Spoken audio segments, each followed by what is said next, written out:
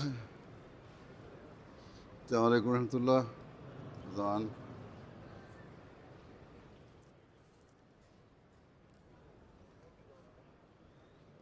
الله أكبر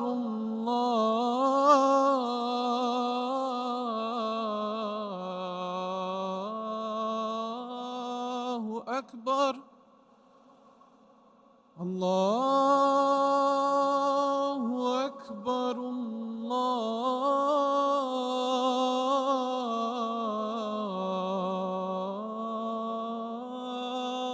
الله أكبر. أشهد أن لا إله إلا الله.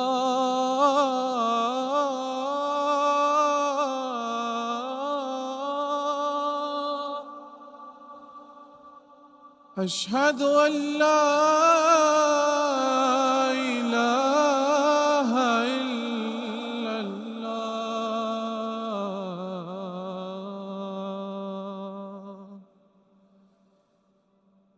أشهد أن محمدًا رسول الله.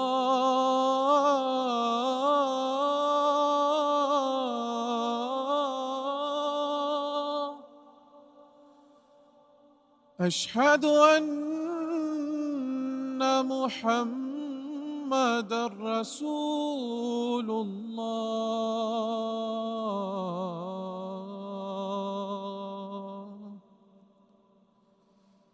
حي على الصلاة.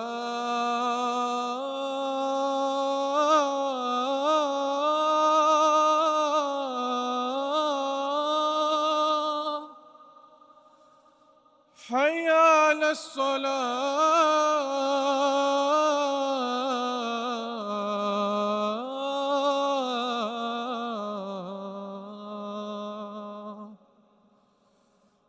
حي على الفلاح.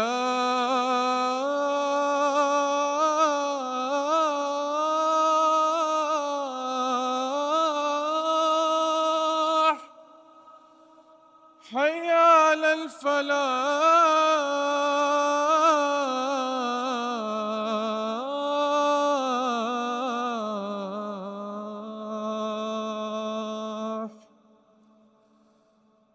الله أكبر الله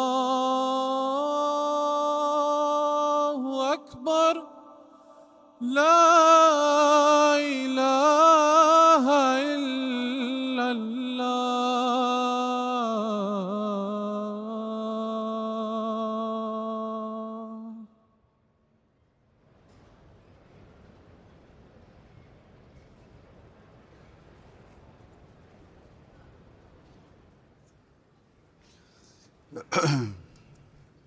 السلام عليكم ورحمة الله.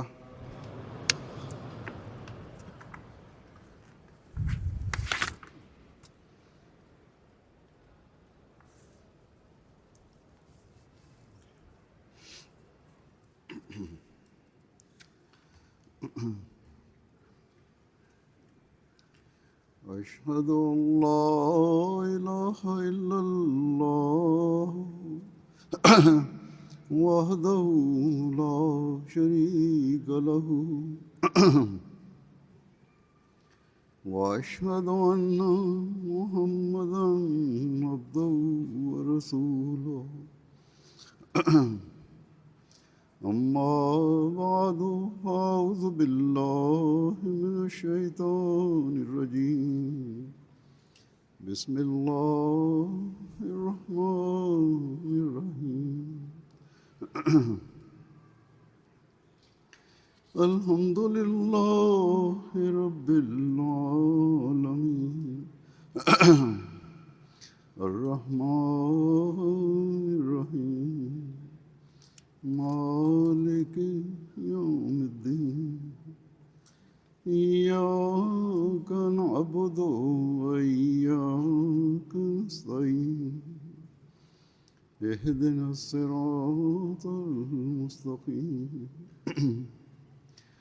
صراط الذين أنعمت عليهم غير المغضوب عليهم ولا الضالين. അൽഹംദുലില്ലാ, ഇന്ന് ജർമ്മനി അഹമ്മദിയ ജമാഅത്തിൻ്റെ ജൽസ സാലാന 4 വർഷത്തെ തടസ്സങ്ങൾക്ക് ശേഷം വളരെ വിപുലമായ നിലയിൽ സംഘടിപ്പിക്കുകയാണ്. അള്ളാഹു ജലസയിൽ പങ്കെടുക്കുന്ന എല്ലാവരെയും ജലസയുടെ ഉദ്ദേശങ്ങൾ കരസ്ഥമാക്കുന്നവരാക്കി മാറ്റുമാറാകട്ടെ.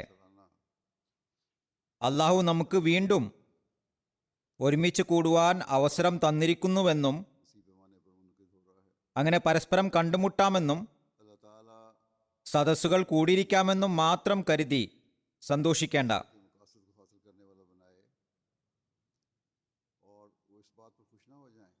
അങ്ങനെയാകരുത്. ജലസ സംഘടിപ്പിച്ചതിനുള്ള വളരെ വിപുലമായ ലക്ഷ്യം ഹസ്രത്ത് മസീമോദ് അലൈഹി സ്വലാത്തു വസ്സലാം നമുക്ക് പറഞ്ഞു തരികയും വളരെ വേദനയോടെ അത് പ്രകടിപ്പിക്കുകയും ചെയ്തിട്ടുണ്ട്. അതായത് ആ മഹാത്മാവിൻ്റെ ബയ്യത്തിൽ ഉൾപ്പെട്ടവർ ദീനീപരമായ അറിവ് ആർജിക്കുന്നവരായി മാറണമെന്നും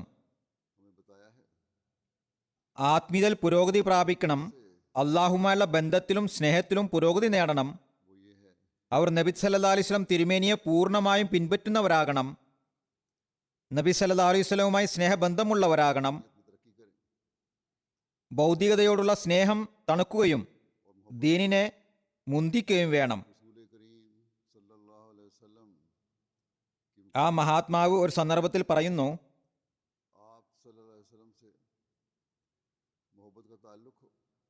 ഈ വിനീതനുമായി ബയ്യത്ത് ശൃംഖലയിൽ ഉൾപ്പെട്ടിട്ടുള്ള എല്ലാവരും അറിഞ്ഞുകൊള്ളട്ടെ, ബയ്യത്ത് ചെയ്യുന്നതിൻ്റെ ഉദ്ദേശം. ആ മഹാത്മാവ് ഒരു സന്ദർഭത്തിൽ പറയുന്നു, ഈ വിനീതനുമായി ബയ്യത്ത് ശൃംഖലയിൽ ഉൾപ്പെട്ടിട്ടുള്ള ആത്മാർത്ഥരായ ആളുകൾ അറിഞ്ഞുകൊള്ളട്ടെ, ബയ്യത്ത് ചെയ്യുന്നതിൻ്റെ ഉദ്ദേശം ഭൗതിക സ്നേഹം തണുക്കുകയും തൻ്റെ രക്ഷിതാവിനെയും തിരുനബി സല്ലല്ലാഹു അലൈഹി വസല്ലം സ്നേഹം അതിജയിച്ചു നിൽക്കുകയും വേണമെന്നതാകുന്നു. ചുരുക്കത്തിൽ ഹദരത്ത് മസീഹ് മൗഊദ് അലൈഹി സ്വലാത്തു വസ്സലാമിൻ്റെ ബയ്യത്തിൽ വന്നിട്ടുള്ളവർ ആദ്യ പരിശ്രമം ആത്മാർത്ഥരായ ആളുകളിൽ ഉൾപ്പെടുന്നതിന് വേണ്ടിയായിരിക്കണം.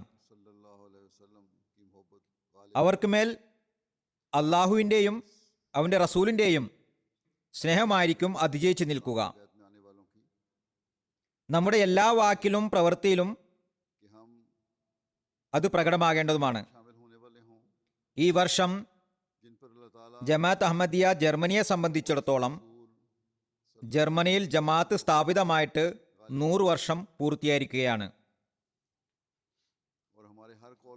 ഈ വർഷം ജമാഅത്ത് ഇവിടെ സ്ഥാപിതമായി 100 വർഷമായ വേളയിലാണ് തങ്ങൾ ജലസ നടത്തുന്നതെന്നും ഇത് ജമാഅത്തിന്റെ സ്ഥാപനത്തിന്റെ 100ാം വർഷത്തിലെ ജലസയാണെന്നുള്ള കാര്യത്തിൽ ജർമ്മൻ ജമാഅത്തിലെ അംഗങ്ങൾ എക്സൈറ്റഡ് ആണ്.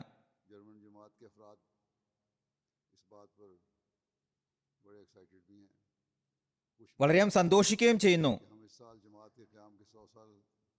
ധാരാളം ആളുകൾ സന്തോഷം പ്രകടിപ്പിക്കുകയും ചെയ്യുന്നുണ്ട്. ഇന്നേക്ക് 100 വർഷം മുമ്പ് അള്ളാഹു ഹസ്രത്ത് മസീഹ് മൗഊദ് അലൈഹി സ്വലാത്തു വസ്സലാം മുഖേനയുള്ള ഇസ്ലാമിൻ്റെ സുന്ദരമായ സന്ദേശം ഈ നാട്ടിൽ എത്തുന്നത് തീർച്ചയായും സന്തോഷപ്രദമാണ്. മാത്രമല്ല ആ മഹാത്മാവിൻ്റെ ജീവിതകാലത്ത് തന്നെ ഈ സന്ദേശം ഇവിടെ എത്തിയിരുന്നു. അതുകൊണ്ട് സന്ദേശം എത്തിയിട്ട് 100 വർഷത്തിൽ അധികമായിരിക്കുന്നു. എന്നാൽ അതോടൊപ്പം ഈ 100 വർഷത്തിൽ നമ്മൾ എന്താണ് കൈവരിച്ചതെന്ന് നോക്കുകയും ചിന്തിക്കുകയും ചെയ്യേണ്ടിയിരിക്കുന്നു. നമ്മൾ നമ്മുടെ വിശ്വാസത്തെ എത്രമാത്രം സംരക്ഷിച്ചിട്ടുണ്ട്. ഇവിടെ ജമാഅത്ത് ആരംഭിച്ചപ്പോൾ ഏതാനും ആളുകളാണ് ഉണ്ടായിരുന്നത്. പിന്നെ പാകിസ്ഥാന്റെയും ലോകത്തിന്റെയും അവസ്ഥകൾ മാറി. അങ്ങനെ നിരവധി അഹമ്മദികൾ ഈ നാട്ടിൽ വന്ന് താമസമാക്കി. അവർ ഇവിടെ വന്നത് അഹമ്മദിയായ കാരണം കൊണ്ട് മാത്രമാണ്. അഹമ്മദിയായതുകൊണ്ട് തങ്ങളുടെ നാട്ടിൽ അള്ളാഹുവിൻ്റെയും അവൻ്റെ റസൂലിൻ്റെയും അധ്യാപനങ്ങൾ പ്രവർത്തിക്കാനും തുറന്ന നിലയിൽ അത് പ്രകടിപ്പിക്കാനും അവർക്ക് വിലക്കുകൾ ഉണ്ടായിരുന്നു.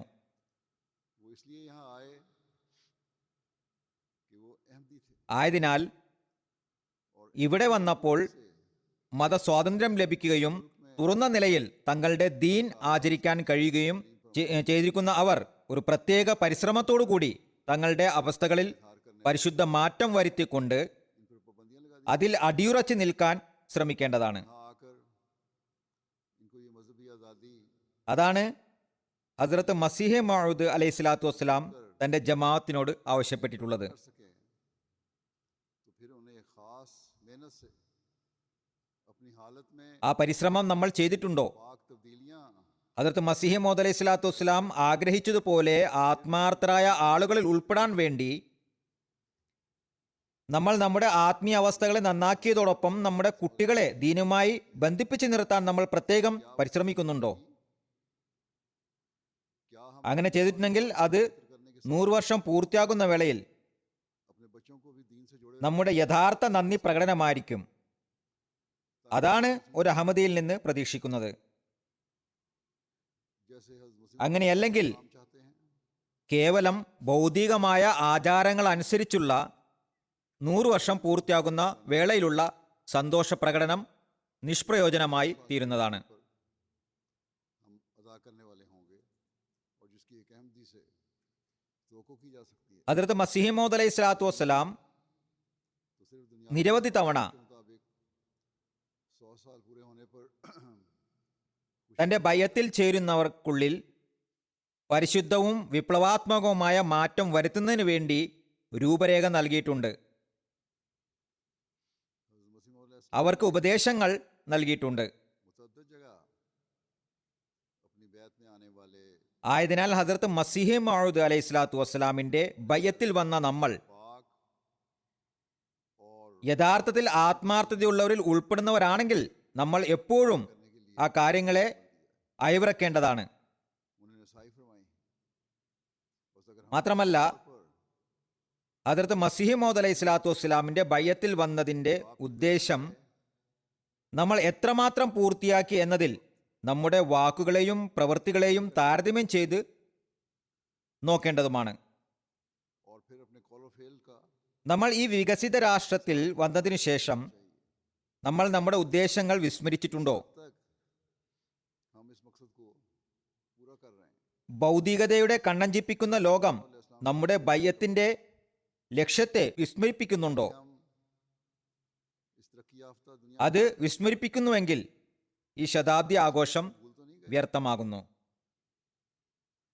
कहीं दुनिया की चकाचौंध ने हमें बैत के मकसद को भुलाने वाला तो नहीं बना दिया।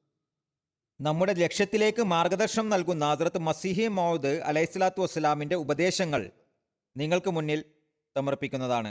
हमारे मकसद की तरफ रहनुमाई करने वाले इस वक्त मैं हज़रत मसीह मौला अलैहि ഏറ്റവും ആദ്യം के बाद शहजाद ബയ്യത്ത് കൊണ്ട് എന്താണ് പ്രതീക്ഷിക്കുന്നതെന്ന ആ മഹാത്മാവിന്റെ പാഠങ്ങൾ കേൾപ്പിക്കാം. सबसे पहले പറയുന്നു, मैं आप अलैहिस्सलाम को ये इरशाद पेश करूँ। ബയ്യത്ത് ചെയ്തതുകൊണ്ട് മാത്രം അള്ളാഹു തൃപ്തിപ്പെടുമെന്ന് കരുതേണ്ട. बैत हमसे क्या तकाजा करती है, അത് വെറും പുറന്തോടാകുന്നു, പുറമേയുള്ള തൊലിയാകുന്നു. ये मत ख्याल करो। കാമ്പ് അതിനുള്ളിലാണുള്ളത്. कर लेने से ही खुदा പുറമേ തൊലിയും അകത്ത് കാമ്പും എന്നതാണ് പൊതുവിലുള്ള പ്രകൃതി നിയമം. बाहर की खाल है। തൊലി കൊണ്ട് പ്രയോജനമൊന്നുമില്ല, അകക്കാമ്പാണ് എടുക്കാറുള്ളത്. अक्सर कानून ചിലതിൽ അകക്കാമ്പ് ഉണ്ടായിരുന്നതായാലും की एक അത് होता है കെട്ട മുട്ടകൾ പോലെയാണ്. इसके अंदर होता है। അതിൽ വെള്ളക്കരുവും മഞ്ഞക്കരുവും ഉണ്ടായിരിക്കില്ല. അതുകൊണ്ട് യാതൊരു പ്രയോജനവുമില്ല. बाज ऐसे होते हैं അത് മാലിന്യം പോലെ വലിച്ചെറിയപ്പെടുന്നതാണ്. और मुर्गी के हवाई अंडों की तरह जिनमें न ഒരുപക്ഷെ न सफेद ഏതാനും നിമിഷം കുട്ടികൾക്ക് കളിപ്പാട്ടമായാലായി. और रद्दी की तरह फेंक दिए जाते हैं। हाँ, 1-2 मिनट तक അതുപോലെ ബയ്യത്തിന്റെയും ഈമാന്റെയും വാദമുന്നയിക്കുന്ന വ്യക്തി इसी तरह पर वो इंसान ഈ രണ്ട് കാര്യങ്ങളിലും जो बैत और ईमान का दावा അകക്കാമ്പ് തനിക്കുള്ളിൽ ഇല്ലാത്തതാണെങ്കിൽ അയാൾ ഒരു സമയത്ത് കെട്ട മുട്ട പോലെ ചെറിയൊരു ആഘാതത്തിൽ തന്നെ പൊട്ടിത്തകർന്ന് വലിച്ചെറിയപ്പെടുമെന്ന കാര്യത്തിൽ ഭയപ്പെടേണ്ടിയിരിക്കുന്നു. जरा सी चोट से चिकनाचूर होकर ജമാഅത്തിൽ നിന്ന് പിന്മാറുന്നവന്റെ അവസ്ഥ ഇതുതന്നെയായിരിക്കും. അതുകൊണ്ട് ബയ്യത്തിന്റെയും ഈമാന്റെയും വാദമുള്ള വ്യക്തി താൻ പുറന്തോടാണോ അതോ അകക്കാമ്പാണോ എന്ന് പരിശോധിച്ചു കൊണ്ടിരിക്കേണ്ടത് അനിവാര്യമാകുന്നു. कि क्या मैं छिलका ही हूँ या मग़ज़, अपना जायजा लेता रहना चाहिए। സ്വന്തം ആത്മപരിശോധന ചെയ്തുകൊണ്ടേയിരിക്കണം. मग़ज़ पैदा ना हो, ईमान, അകക്കാമ്പില്ലാത്തിടത്തോളം കാലം बैत, ഈമാനും സ്നേഹവും അനുസരണവും ബയ്യത്തും इस्लाम का ആദർശവും ഇസ്ലാമിന്റെ അനുയായനെന്നുമുള്ള വാദവും ഉന്നയിക്കുന്നവൻ തന്റെ വാദത്തിൽ സത്യസന്ധനായിരിക്കില്ല. रखो, ഓർക്കുക, ये सच्ची बात। ദൈവസവിധത്തിൽ അകക്കാമ്പിനല്ലാതെ പുറന്തോടിന് ഒരു വിലയുമില്ല. मग़ज़ के सिवा നല്ലവണ്ണം ഓർത്തുകൊള്ളുക, कुछ भी कीमत नहीं, മരണം എപ്പോൾ വരുമെന്നറിയില്ല. कि मालूम नहीं, എന്നാൽ മരിക്കേണ്ടത് അനിവാര്യമാണെന്ന കാര്യമുറപ്പാണ്. यकीनी अमर है कि मरना ആയതിനാൽ വെറും വാദങ്ങളിൽ ഒരിക്കലും തൃപ്തിപ്പെടുകയും സന്തോഷിക്കുകയും ചെയ്യരുത്.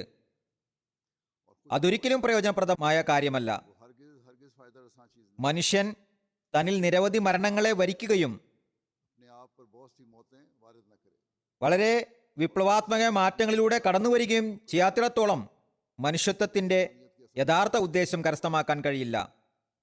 बस बैत का हक अदा करना, ചുരുക്കത്തിൽ ബയ്യത്തിന്റെ കടമ നിറവേറ്റുക എന്നത് നിസ്സാര കാര്യമല്ല. जब हम हर നമ്മൾ എപ്പോഴും ദൈവിക കൽപ്പനകൾക്ക് വിധേയമായി ചലിക്കാൻ ശ്രമിക്കുമ്പോൾ മാത്രമാണ് ഇത് സാധ്യമാകുകയുള്ളൂ. दुनियावी लज़्ज़ात को दूर करके ही ഭൗതിക ആനന്ദങ്ങളെ അകറ്റിയാൽ മാത്രമേ ऐसा ഒരാൾക്ക് ഈ സ്ഥാനം കൈവരിക്കാൻ കഴിയുകയുള്ളൂ. मुकाम हासिल कर सकते हैं। दुनिया में रहकर ഈ ലോകത്ത് വസിച്ചുകൊണ്ട് इनको मुकद्दम रखना, ദീനിനെ മുന്തിക്കുന്നതാണ് യഥാർത്ഥ ജിഹാദ്. इसकी हमें कोशिश करनी चाहिए। അതിനാണ് നമ്മൾ പരിശ്രമിക്കേണ്ടതും. ദീനിനെ ദുനിയാവിനേക്കാൾ മുന്തിക്കണം. दीन को दुनिया पर मुकद्दम करना क्या है? क्या दुनिया को ഭൗതിക ലോകത്തെ പൂർണ്ണമായും ഉപേക്ഷിക്കേണ്ടതുണ്ടോ? इसकी वजाहत ഇതിനെ വിശദീകരിച്ചുകൊണ്ട് ഹദരത്ത് മസീഹ് മൗഊദ് അലൈഹി സ്വലാത്തു വസ്സലാം പറയുന്നു, कि मुसलमान सुस्त हो जाएं। इस्लाम किसी को सुस्त नहीं बनाता। മുസ്ലിങ്ങൾ അലസലായിരിക്കണം എന്നത് എൻ്റെ ഉദ്ദേശമല്ല. उनको मैं भी, ഇസ്ലാം ആരെയും അലസനാക്കുന്നില്ല. मगर मैं ये नहीं पसंद करता തങ്ങളുടെ കച്ചവടങ്ങളിലും ഉദ്യോഗങ്ങളിലും വ്യാപൃതരാകേണ്ടതുമാണ്. हाँ तो പക്ഷെ അവരുടെ ഏതെങ്കിലും സമയം ദൈവത്തിൽ നിന്ന് ഒഴിഞ്ഞിരിക്കുന്നതിനെ ഞാൻ ഇഷ്ടപ്പെടുന്നില്ല. उस वक्त भी मद्देनजर रखें, അതെ, കച്ചവടത്തിന്റെ സമയത്ത് കച്ചവടം ചെയ്യുക. उनकी इबादत का रंग इख्तियार ആ സമയത്ത് അള്ളാഹുവിനോടുള്ള ഭയം മുന്നിലുണ്ടാകണം. न छोड़ें, അങ്ങനെ ആ കച്ചവടവും ഇബാദത്തിന്റെ നിറം കൈവരിക്കുന്നതാണ്. कम करें। दुनिया നമസ്കാരത്തിന്റെ നേരത്ത് നമസ്കാരം ഒഴിവാക്കരുത്. मकसूद दीन हो, ഏതു കാര്യമായിരുന്നാലും ദീനിനെ മുന്തിക്കുക. ഭൗതികത തങ്ങളുടെ ആത്യന്തിക ലക്ഷ്യമാകരുത്. सहाबा कराम को देखो, യഥാർത്ഥ ലക്ഷ്യം ദീനാകണം. मुश्किल से അങ്ങനെയായാൽ ഭൗതികമായ കാര്യങ്ങളും ദീനീപരമാകുന്നതാണ്. സഹാബാക്കളെ നോക്കുവിൻ. ऐसा खतरनाक होता അവർ വളരെ പ്രയാസകരമായ ഘട്ടത്തിൽ പോലും घबरा उठता। അള്ളാഹുവിനെ ഉപേക്ഷിച്ചില്ല. वो वक्त യുദ്ധത്തിന്റെയും വാളിന്റെയും അവസ്ഥയെപ്പറ്റി ऐसी हालत में भी ചിന്തിക്കുമ്പോൾ തന്നെ खुदा से गाफिल नहीं हुए, മനുഷ്യൻ ഭയവിഹ്വലനാകുന്നു. नमाजों को नहीं छोड़ा। അത് ആവേശത്തിന്റെയും ദേഷ്യത്തിനും അവസ്ഥയാകുന്നു. അത്തരം സന്ദർഭത്തിലും അവർ അള്ളാഹുവിൽ നിന്ന് അശ്രദ്ധരായില്ല. बड़ी बड़ी तकरीरें നമസ്കാരങ്ങളെ ഉപേക്ഷിച്ചുമില്ല. कैसे करते हैं, ദുആകളെ പ്രയോജനപ്പെടുത്തി. करेंगे, मगर खुदा എന്നാൽ ദൗർഭാഗ്യവശാൽ ഇന്ന് എല്ലാ ഭാഗത്തു നിന്നും ശക്തി ചെലുത്തപ്പെടുന്നു.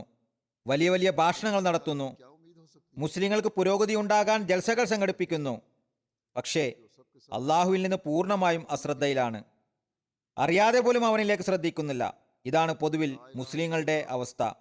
എന്നിരിക്കെ ഇത്തരം ഈ അവസ്ഥയിൽ और वजूद के जरे जरे അവരുടെ പരിശ്രമങ്ങൾ इस्लाम की रोशनी और हुकूमत പൂവണിയുന്നു എന്നതിൽ എന്ത് പ്രയോജനമാണുള്ളത്?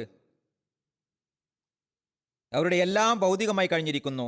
ഓർക്കുക, ലാ ഇലാഹ ഇല്ലല്ലാ ഹൃദയാന്തരങ്ങളിൽ പ്രവേശിക്കാത്തിടത്തോളം തന്റെ इनके लिए അസ്തിത്വത്തിന്റെ സകല കണങ്ങളിലും ഇസ്ലാമിന്റെ പ്രകാശവും ആധിപത്യവും ഉണ്ടാകാത്തിടത്തോളം ഒരിക്കലും പുരോഗതി കിട്ടുന്നതല്ല. ഇത് വിധിച്ചുപോയ കാര്യമാകുന്നു. ഇനി നിങ്ങൾ പാശ്ചാത്യ സമൂഹങ്ങൾ പുരോഗതി പ്രാപിക്കുന്നുവെന്ന ഉദാഹരണമാണ് കാണിക്കുന്നെങ്കിൽ അവർക്കുള്ള കാര്യം മറ്റൊന്നാണെന്നറിയുക. നിങ്ങൾക്ക് ഗ്രന്ഥം നൽകപ്പെട്ടിരിക്കുന്നു. നിങ്ങൾക്ക് മേൽ ന്യായ പൂർത്തീകരണം വരുത്തിയിരിക്കുന്നു. അവരോടുള്ള സമീപനത്തിന്റെയും പിടുത്തത്തിന്റെയും ദിവസം വേറെ തന്നെയാകുന്നു. फिर अगर अमल नहीं करते അവരെ എന്തിൽ പിടികൂടിയാലും എപ്പോൾ പിടിച്ചാലും അവർ അള്ളാഹുവിന് മറുപടി നൽകേണ്ടി വരും. തീർച്ചയായും അങ്ങനെ തന്നെയാണുള്ളത്. അത് അവർക്ക് ഈ ലോകത്ത് വെച്ചോ മരണശേഷമോ ആകാം. എന്നാൽ നമ്മൾ വിശ്വസിച്ചു എന്ന് വാദിക്കുകയും അതനുസരിച്ച് കർമ്മങ്ങൾ അനുഷ്ഠിച്ചില്ല എങ്കിൽ നമ്മുടെ കണക്കെടുപ്പ് ഈ ലോകത്ത് തന്നെ ആരംഭിച്ചേക്കാം. ഇത് വളരെ ആശങ്കാജനകമായ കാര്യമാകുന്നു. നിങ്ങൾ അള്ളാഹുവിന്റെ ഗ്രന്ഥത്തെ ഉപേക്ഷിക്കുകയാണെങ്കിൽ നിങ്ങൾക്ക് ഈ ലോകത്ത് തന്നെ നരകം തയ്യാറാണ്. എല്ലാ പട്ടണങ്ങളിലും മുസ്ലിങ്ങളുടെ ഉന്നമനത്തിന് വേണ്ടി സംഘടനകളും സമ്മേളനങ്ങളും നടക്കുന്നു. പക്ഷെ ഇസ്ലാമിനോട് സഹാനുഭൂതിയുള്ള ഒരാളുടെ നാവിൽ നിന്ന് പോലും വിശുദ്ധ ഖുർആനെ തങ്ങളുടെ ഇമാമാക്കണമെന്നോ അതനുസരിച്ച് ജീവിക്കണമെന്നോ പറയുന്നില്ല. എന്തെങ്കിലും പറയുന്നുവെങ്കിൽ തന്നെ അത് ഇംഗ്ലീഷ് പഠിക്കുവിൻ, കോളേജുകൾ ഉണ്ടാക്കുവിൻ, ബാരിസ്റ്ററാകുവിൻ എന്ന് മാത്രമേയുള്ളൂ. ഇതിൽ നിന്ന് മനസ്സിലാവുന്നത് അള്ളാഹുൽ വിശ്വാസമില്ല എന്നാണ്. അനുഭവ സമ്പത്തുള്ള വിഷഗ്ഗരനാണെങ്കിൽ പോലും 10 ദിവസത്തിന് ശേഷവും മാറ്റമില്ലെങ്കിൽ തന്റെ ചികിത്സയിൽ നിന്ന് പിന്മാറുന്നു. പ്രസ്തുത ചികിത്സ ഒഴിവാക്കി മറ്റു ചികിത്സ തുടങ്ങുന്നു. ഇവിടെ പരാജയത്തിന് മേൽ പരാജയം ഉണ്ടായിക്കൊണ്ടിരിക്കുന്നു. പക്ഷെ അതിൽ നിന്ന് പിന്മാറുന്നില്ല. ദൈവമില്ലെങ്കിൽ അതിനൊഴിവാക്കി തീർച്ചയായും പുരോഗതി നേടാമായിരുന്നു. എന്നാൽ ദൈവമുണ്ട്, തീർച്ചയായും ഉണ്ട്. അതുകൊണ്ട് അവനെ ഉപേക്ഷിച്ചുകൊണ്ട് ഒരിക്കലും പുരോഗതി നേടാൻ കഴിയില്ല. അവനെ അവഹേളിച്ചുകൊണ്ട് അവന്റെ ഗ്രന്ഥത്തെയും അനാദരിച്ചുകൊണ്ട് വിജയിക്കണമെന്നും ഒരു സമൂഹമേ മാറണമെന്നും ആഗ്രഹിക്കുന്നു. അതൊരിക്കലും തന്നെ സാധ്യമല്ല. ആ മുസ്ലിങ്ങൾക്ക് വിശുദ്ധ ഖുർആൻ കത്തിക്കാൻ എന്തുകൊണ്ടാണ് ധൈര്യം വരുന്നത്? കാരണം നമ്മൾ കർമ്മപരമായി വിശുദ്ധ ഖുർആനെ പ്രയോഗവൽക്കരിക്കുന്നത് അവസാനിപ്പിച്ചിരിക്കുന്നു. നമ്മൾ അതിൽ നിന്ന് അരികിലേക്ക് മാറിയതാണ് അവർക്ക് ധൈര്യം നൽകുന്നത്. മുസ്ലിങ്ങൾ പാപികളായി തീർന്നിരിക്കുന്നു. പറയുന്നു, നമ്മുടെ വീക്ഷണത്തിലുള്ള ഒരേ ഒരു പരിഹാരം അത് നമ്മുടെ കണ്ണുകൾ കാണുകയും ചെയ്യുന്നു. പുരോഗതിയിലേക്കുള്ള ഏക മാർഗം ദൈവത്തെ തിരിച്ചറിയുകയും അവനിൽ ജീവൽ വിശ്വാസം ആർജിക്കുകയുമാണ്. നമ്മൾ ഈ കാര്യങ്ങൾ ഈ ഭൗതികരായ ആളുകളോട് പറഞ്ഞാൽ അവർ അതിനെ ചിരിച്ചു തള്ളുന്നതാണ്. പക്ഷെ നമ്മൾ കാണുന്നത് അവർ കാണുന്നില്ല എന്നതിൽ അവർക്കുമേൽ സങ്കടം വരുന്നു. വിശുദ്ധ ഖുർആൻ അനുസരിച്ച് പ്രവർത്തിക്കുന്നില്ല എങ്കിൽ മുസ്ലിങ്ങൾക്ക് അധപതനത്തിനുമേൽ അധപതനമാണെന്ന് ഞാൻ കാണുന്നു. ആയതിനാൽ മുസ്ലിങ്ങളാണെന്ന് പറയപ്പെടുമ്പോൾ പിന്നെ ഇരട്ടത്താപ്പ് നടക്കുന്നതല്ല. മുസ്ലിങ്ങളുടെ അവസ്ഥയുള്ള ചിത്രം നമുക്ക് ഏറെ ഗുണപാഠദായകമാണ്. ദീനിന്റെ പേരാണ് പറയുന്നതെങ്കിലും ദുനിയാവിന്റെ കാര്യങ്ങളാണ് പറയുന്നത്. അതിന്റെ ഫലമായ ഒരു സമൂഹം എന്ന നിലയ്ക്ക് എല്ലാ സ്ഥലത്തും മുസ്ലിങ്ങളുടെ അവസ്ഥ പരിതാപകരമാണ്. ആയതിനാൽ ഇത് വളരെയേറെ ചിന്തിക്കുകയും ആശങ്കപ്പെടുത്തുകയും ചെയ്യേണ്ട സന്ദർഭമാകുന്നു. ഏതവസ്ഥയിലും ദീനിനെ ദുനിയാവിനേക്കാൾ മുന്തിക്കണമെന്നതിനെ പറ്റി മറ്റൊരു സ്ഥലത്ത് ആ മഹാത്മാവ് പറയുന്നു, നോക്കുക, 2 തരം ആളുകളുണ്ട്. ഒന്ന് ഇസ്ലാം സ്വീകരിച്ച ശേഷം ഭൗതിക കച്ചവടങ്ങളിൽ മുഴുകുന്നു. ശൈത്താൻ അവരുടെ ശിരസ്സുകളിൽ സവാരി ചെയ്യുകയാണ്. എന്നാൽ കച്ചവടം ചെയ്യുന്നത് അനുവദനീയമല്ല എന്നല്ല എന്റെ വിവക്ഷ. നേരത്തെയും വിശദീകരിച്ചതാണ്. സഹാബാക്കളും കച്ചവടം ചെയ്തിരുന്നു. എന്നാൽ ദീനിനെ ദുനിയാവിനേക്കാൾ മുന്തിച്ചിരുന്നു. അവർ ഇസ്ലാം സ്വീകരിച്ചപ്പോൾ അവരുടെ ഹൃദയങ്ങളെ ദൃഢജ്ഞാനത്താൽ തുന്തിലിതമാക്കുന്ന ഇസ്ലാമിനെ സംബന്ധിച്ച യഥാർത്ഥ ജ്ഞാനം അവർ കരസ്ഥമാക്കി. ഇക്കാരണം കൊണ്ടുതന്നെ അവർ ഒരു രംഗത്തും പിശാചിന്റെ ആക്രമണത്തിൽ പതറിപ്പോയില്ല. ഇത് ഓരോ അഹമ്മദിക്കും അടിസ്ഥാനപരമായ മാർഗദർശനമാകുന്നു. ഒരു കാര്യത്തിനും അവരെ സത്യം പറയുന്നതിൽ നിന്ന് തടയാൻ കഴിഞ്ഞില്ല. ആരെയും വഞ്ചിക്കാനോ തന്റെ ദീൻ ഉപേക്ഷിക്കാനോ പാടില്ല. എന്റെ വിവക്ഷ എന്തെന്നാൽ ഭൗതിക ലോകത്തിന്റെ സേവകനും ഭൃത്യനുമായി തീരുന്നവർ ഭൗതിക ലോകത്തിന്റെ ആരാധകനായി മാറുന്നു. അത്തരം ആൾക്കാർക്ക് മേൽ ശൈത്താൻ ആധിപത്യവും നിയന്ത്രണവും ഏറ്റെടുക്കുന്നു. മറ്റൊരു കൂട്ടർ ദീനിന്റെ പുരോഗതിയെ പറ്റിയുള്ള ചിന്തയുള്ളവരാണ്. ഇവർ ഹിസ്ബുല്ല, അതായത് ദൈവിക സംഘം എന്നറിയപ്പെടുന്നു. അവർ പിശാചിനും അവന്റെ സൈന്യത്തിനുമേൽ വിജയം വരിക്കുന്നു. ആക്രമണങ്ങളും യുദ്ധങ്ങളും ചെയ്യുന്ന ഭൗതികരായ ഹിസ്ബുല്ല അല്ല, അള്ളാഹുമായി ബന്ധം സ്ഥാപിക്കുന്ന സംഘമാണ് ഹിസ്ബുല്ല എന്നറിയപ്പെടുന്നത്.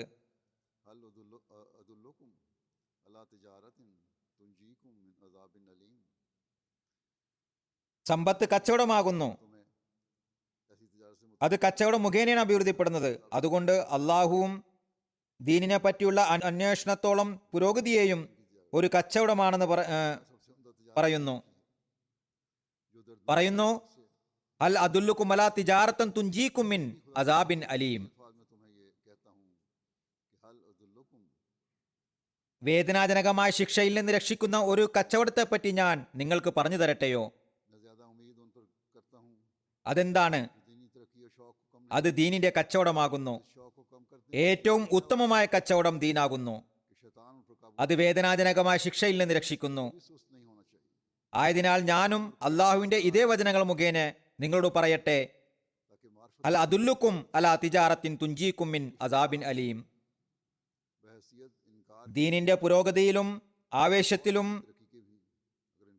കുറവ് വരാത്തവരിലാണ് ഞാൻ കൂടുതൽ പ്രതീക്ഷ അർപ്പിക്കുന്നത്. ഈ ആവേശത്തിൽ കുറവ് വരുത്തുന്നവനുമേൽ ശൈത്താൻ നിയന്ത്രണം ഏറ്റെടുക്കുവോ എന്ന് ഞാൻ ആശങ്കപ്പെടുന്നു. അതുകൊണ്ട് ഒരിക്കലും അലസത കാണിക്കാൻ പാടില്ല. അറിയാത്ത കാര്യങ്ങൾ ചോദിക്കേണ്ടതാണ്. അങ്ങനെ ദിവ്യജ്ഞാനത്തിൽ വർധനവ് ഉണ്ടാവുന്നതാണ്. ചോദിക്കുന്നത് നിഷിദ്ധമല്ല. നിഷേധമെന്ന നിലയിലും വിജ്ഞാന പുരോഗതിക്ക് വേണ്ടിയും ചോദിക്കേണ്ടതാണ്. ഏതെങ്കിലും കാര്യത്തെ നിഷേധിക്കാനാണെങ്കിലും ചോദിക്കുക. ചോദ്യങ്ങൾ ചോദിച്ച് മറുപടി നേടുക. ഉന്നത പുരോഗതിക്ക് വേണ്ടിയും ചോദിക്കേണ്ടതാണ്. വിജ്ഞാനത്തിൽ അഭിവൃദ്ധി കാംക്ഷിക്കുന്നവൻ വിശുദ്ധ ഖുർആനിൽ ചിന്തിച്ച് പാരായണം ചെയ്യേണ്ടതാണ്.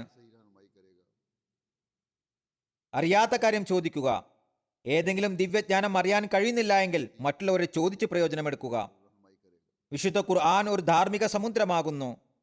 അതിന്റെ ആഴങ്ങളിൽ വലിയ വലിയ വിലപിടിപ്പുള്ള അമൂല്യമായ മുത്തുകളാണ്. ആയതിനാൽ ദീനീപരമായ അറിവ് ആർജിക്കുന്നതിന് വിശുദ്ധ ഖുർആന്റെ മാർഗദർശനത്തെ പിൻപറ്റേണ്ടത് അനിവാര്യമാണ്. ഈ ഖുർആൻ മാത്രമാണ് ശരിയായ മാർഗദർശനം നൽകുകയും ഈ മാർഗം മാത്രമാണ് ദീനിനെ ദുനിയാവിനേക്കാൾ മുന്തിക്കാനുമുള്ള മാർഗദർശനം നൽകുകയുള്ളൂ. അതിനാൽ എത്ര പേർ ചിന്തിച്ച് ഖുർആൻ പാരായണം ചെയ്യുന്നുണ്ടെന്നും അതിനെ അനുസരിച്ച് പ്രവർത്തിക്കാൻ ശ്രമിക്കുന്നുണ്ടെന്നും ആത്മപരിശോധന നടത്തേണ്ടതാണ്. വിശുദ്ധ ഖുർആൻ നമുക്ക് മേൽ വലിയ ഔദാര്യങ്ങൾ ചെയ്തിട്ടുണ്ടെന്നും അതുകൊണ്ട് വളരെ ചിന്തിച്ചും ശ്രദ്ധിച്ചും അത് പാരായണം ചെയ്യണമെന്നും ഉപദേശിച്ചുകൊണ്ട് ഹദ്റത്ത് മസീഹ് മൗഊദ് അലൈഹി സ്വലാത്തു വസ്സലാം പറയുന്നു, ഓർക്കുക, വിശുദ്ധ ഖുർആൻ മുൻകാല നബിമാർക്കും പ്രവാചകന്മാർക്കും മേൽ വലിയ ഔദാര്യം ചെയ്തിരിക്കുന്നു. കഥകൾ പോലുണ്ടായിരുന്ന അവരുടെ അധ്യാപനങ്ങൾക്ക് വൈജ്ഞാനിക നിറം പകരുകയുണ്ടായി. ഞാൻ സത്യമായും പറയുന്നു, അവർ വിശുദ്ധ ഖുർആൻ പഠിക്കാത്തിടത്തോളം കാലം ആർക്കും തന്നെ കഥകളിലൂടെ മോക്ഷം പ്രാപിക്കാൻ കഴിയില്ല. കാരണം വിശുദ്ധ ഖുർആന്റെ മഹിമ വഇന്നഹു ഫസ്ലുൻ വമാ ഹുവ ബിൽ ഹസ്ൽ, അത് തീരുമാനമെടുക്കുന്നതും യാതൊരു അനാവശ്യ കാര്യങ്ങളും ഇല്ലാത്തതുമായ ഗ്രന്ഥമാകുന്നു. അത് തുലാസും സംരക്ഷകനും പ്രകാശവും ശമനൌഷധവും കാരുണ്യവുമാകുന്നു. ഖുർആൻ വായിച്ച് അതിനെ കഥകളായി മനസ്സിലാക്കുന്നവർ വിശുദ്ധ ഖുർആൻ യഥാവിധി വായിച്ചിട്ടില്ല, മറിച്ച് അതിനെ അനാദരിക്കുകയാണ് ചെയ്തത്. നമ്മുടെ എതിരാളികൾ എന്തുകൊണ്ടാണ് എതിർപ്പിൽ ഇത്രമാത്രം തീക്ഷ്ണത കാണിക്കുന്നത്? അതിനുള്ള കാരണം ഇത്രമാത്രമേയുള്ളൂ. വിശുദ്ധ ഖുർആനെ അള്ളാഹു പറഞ്ഞതുപോലെ പൂർണ്ണമായും പ്രകാശവും യുക്തിയും ദിവ്യജ്ഞാനവുമാണെന്ന് കാണിക്കാൻ ആഗ്രഹിക്കുന്നു.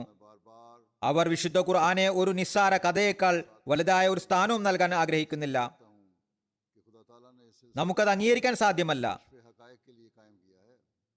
വിശുദ്ധ ഖുർആൻ ജീവനുള്ളതും പ്രകാശമയമായ ഗ്രന്ഥമാണെന്ന് അള്ളാഹു തന്റെ അനുഗ്രഹത്താൽ നമുക്ക് വെളിപ്പെടുത്തി തന്നിരിക്കുന്നു.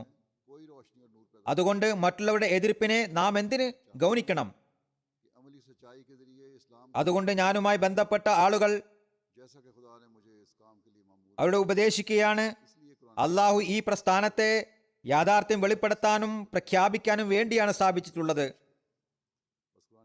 കാരണം ഇതുകൂടാതെ കർമ്മജീവിതത്തിൽ യാതൊരു പ്രകാശവും ഉണ്ടാക്കാൻ തരമില്ല. ഞാൻ ആഗ്രഹിക്കുന്നത് കർമ്മപരമായ സത്യം മുഖേന ഇസ്ലാമിന്റെ മേന്മ ലോകത്ത് വെളിപ്പെടണമെന്നാണ്. അള്ളാഹു ഈ ഒരു കാര്യത്തിനായിട്ടാണ് എന്നെ നിയോഗിച്ചിട്ടുള്ളത്. അതുകൊണ്ട് വിശുദ്ധ ഖുർആൻ ധാരാളമായി പാരായണം ചെയ്യുക. കഥയാണെന്ന് കരുതിക്കൊണ്ടല്ല, മറിച്ച് തത്വശാസ്ത്രമാണെന്ന് മനസ്സിലാക്കിക്കൊണ്ട് വായിക്കുവിൻ. ആയതിനാൽ വിശുദ്ധ ഖുർആനെ മനസ്സിലാക്കേണ്ടത് വളരെ അനിവാര്യമാകുന്നു. ഒരുപാട് ചോദ്യങ്ങൾ നിരവധി അഹമ്മദികൾ ചോദിക്കാറുണ്ട്. അവർ വിശുദ്ധ ഖുർആൻ ചിന്തിച്ച് പാരായണം ചെയ്യുകയാണെങ്കിൽ അവർക്ക് അവിടെ തന്നെ മറുപടി ലഭിക്കുന്നതാണ്. വിവിധ ഫംഗ്ഷനുകളിൽ വിശുദ്ധ ഖുർആനെ പറ്റി സംസാരിക്കുമ്പോൾ കേൾക്കുന്നവർക്ക് മേൽ സ്വാധീനമുണ്ടാകുന്നു. दुनिया पर അവർ ഇസ്ലാമിന്റെ മേന്മകൾ അംഗീകരിക്കുന്നവരായിത്തീരുന്നു. सबसे अहम അതുകൊണ്ട് ഓരോ അഹമ്മദിയും പൂർണ്ണമായ ആത്മവിശ്വാസത്തോടെ വിശുദ്ധ ഖുർആൻ ഉപയോഗിക്കേണ്ടതാണ്. अहकामात का ഇത് നമ്മുടെ തർബിയത്തിന് മാർഗദർശനം നൽകുന്നത് പോലെ തന്നെ അന്യരുടെ ആക്ഷേപങ്ങൾക്ക് മറുപടി നൽകാനും ഒരു മഹത്തായ ആയുധമാകുന്നു. ദീനിന് ദുനിയാവിനേക്കാൾ മുൻഗണന നൽകുന്നവർക്ക് വേണ്ട പ്രധാന സംഗതി അവർക്ക് അള്ളാഹുവുമായും ബന്ധമുണ്ടായിരിക്കണമെന്നതാണ്. इन अहकामात के देने वाले से ताल्लुक होना चाहिए, खुदा ताला से भी ताल्लुक होना चाहिए. കൽപ്പനകളെ സംബന്ധിച്ച് മനസ്സിലാക്കുമ്പോൾ പ്രസ്തുത കൽപ്പനകൾ നൽകിയവനോടും, അതായത് അള്ളാഹുവിനോട് ബന്ധമുണ്ടാകണം. ഈ ബന്ധം ഇബാദത്തുകൾ മുഖേനയാണ് ഉണ്ടാവുക. बस हर अहम ഇബാദത്തിനുള്ള ये जायजा ജമാഅത്തിലെ ഏറ്റവും നല്ല മാർഗം നമസ്കാരമാകുന്നു. हालत है. अगर हमारी ये हालत दुरुस्त हो गई അതുകൊണ്ട് തന്റെ നമസ്കാരം എങ്ങനെയുള്ളതാകേണ്ടതാണ് എന്ന് ഓരോ അഹമ്മദിയും ആത്മപരിശോധന നടത്തേണ്ടതാണ്. है जब हम നമ്മുടെ ഈ അവസ്ഥ നല്ലതാണെങ്കിൽ, हकीकी खुशी मिले നമുക്ക് അള്ളാഹുമായി ബന്ധമുണ്ടായിട്ടുണ്ടെങ്കിൽ, फरमाते हैं പിന്നെ അത് നമുക്ക് യഥാർത്ഥ സന്തോഷം നൽകുന്നതാണ്. बला से बचना हो वो पोशीदा तौर पर खुदा से ഹദ്റത്ത് മസീഹ് മൗഊദ് അലൈഹി സ്വലാത്തു വസ്സലാം പറയുന്നു, कर ले. എന്റെ അഭിപ്രായം എന്തെന്നാൽ ആപത്തുകളിൽ നിന്ന് രക്ഷ ആഗ്രഹിക്കുന്നവൻ ഗോപ്യമായ നിലയിൽ അള്ളാഹുമായി രഞ്ജിപ്പിലെത്തട്ടെ. इन्नल्लाह ला युगय्यिरु मा താൻ പഴയങ്ങളിൽ നിന്ന് സ്വയം ബോധ്യപ്പെടുന്ന രീതിയിൽ മാറ്റമുണ്ടാകട്ടെ. അള്ളാഹു വിശുദ്ധ ഖുർആനിൽ പറയുന്നു, ഇന്നല്ലാഹ ലാ യുഗയ്യിറു മാ ബി ഖൗമിൻ ഹത്താ യുഗയ്യിറു മാ ബി അൻഫുസിഹിം. തങ്ങൾക്കുള്ളിലുള്ള അവസ്ഥയിൽ മാറ്റം വരുത്താതെ കണ്ട് അള്ളാഹു ഒരു സമുദായത്തിന്റെയും അവസ്ഥയിൽ മാറ്റം വരുത്തുന്നതല്ല. सच्चे मजहब की जड़ खुदा पर ईमान है. പറയുന്നു, സത്യമതത്തിന്റെ തായ്വേര് ദൈവത്തിലുള്ള വിശ്വാസമാകുന്നു. खुदा का खौफ हो അള്ളാഹുള്ള വിശ്വാസം സത്യസന്ധമായ ആത്മാർത്ഥത ആവശ്യപ്പെടുന്നു. ദൈവഭയമുണ്ടാകണം. ഭയഭക്തി ഉള്ളവനെ അള്ളാഹു ഒരിക്കലും നഷ്ടത്തിലാക്കുകയില്ല. इससे बढ़कर क्या हो അവൻ വാനലോകത്ത് നിന്ന് അത്തരം വ്യക്തിയെ സഹായിക്കുന്നു. मुआजिज़े ज़ाहिर होते हैं. മലക്കുകൾ അവനെ സഹായിക്കാൻ ഇറങ്ങുന്നു. अगर इंसान മുത്തക്കിയിൽ നിന്ന് അത്ഭുത ദിവ്യ ദൃഷ്ടാന്തങ്ങൾ വെളിപ്പെടുന്നു എന്നതിൽ കവിഞ്ഞ് മറ്റെന്താണ് വേണ്ടത്? जो उसकी नारज़ामंदी का मूजिब हैं तो वो समझ ले മുലൻ അള്ളാഹുമായി ബന്ധത്തിൽ പൂർണ്ണമായും ശുദ്ധനായാൽ हमारा ईमान അവന്റെ अपनी कार्रवाइयों ही पर है. അനിഷ്ടത്തിന് കാരണമായ കർമ്മങ്ങൾ ഉപേക്ഷിക്കുകയുമാണെങ്കിൽ അവൻ എല്ലാ കാര്യവും അനുഗ്രഹപൂർണമായി തരണം ചെയ്യുമെന്ന് മനസ്സിലാക്കിക്കൊള്ളുക.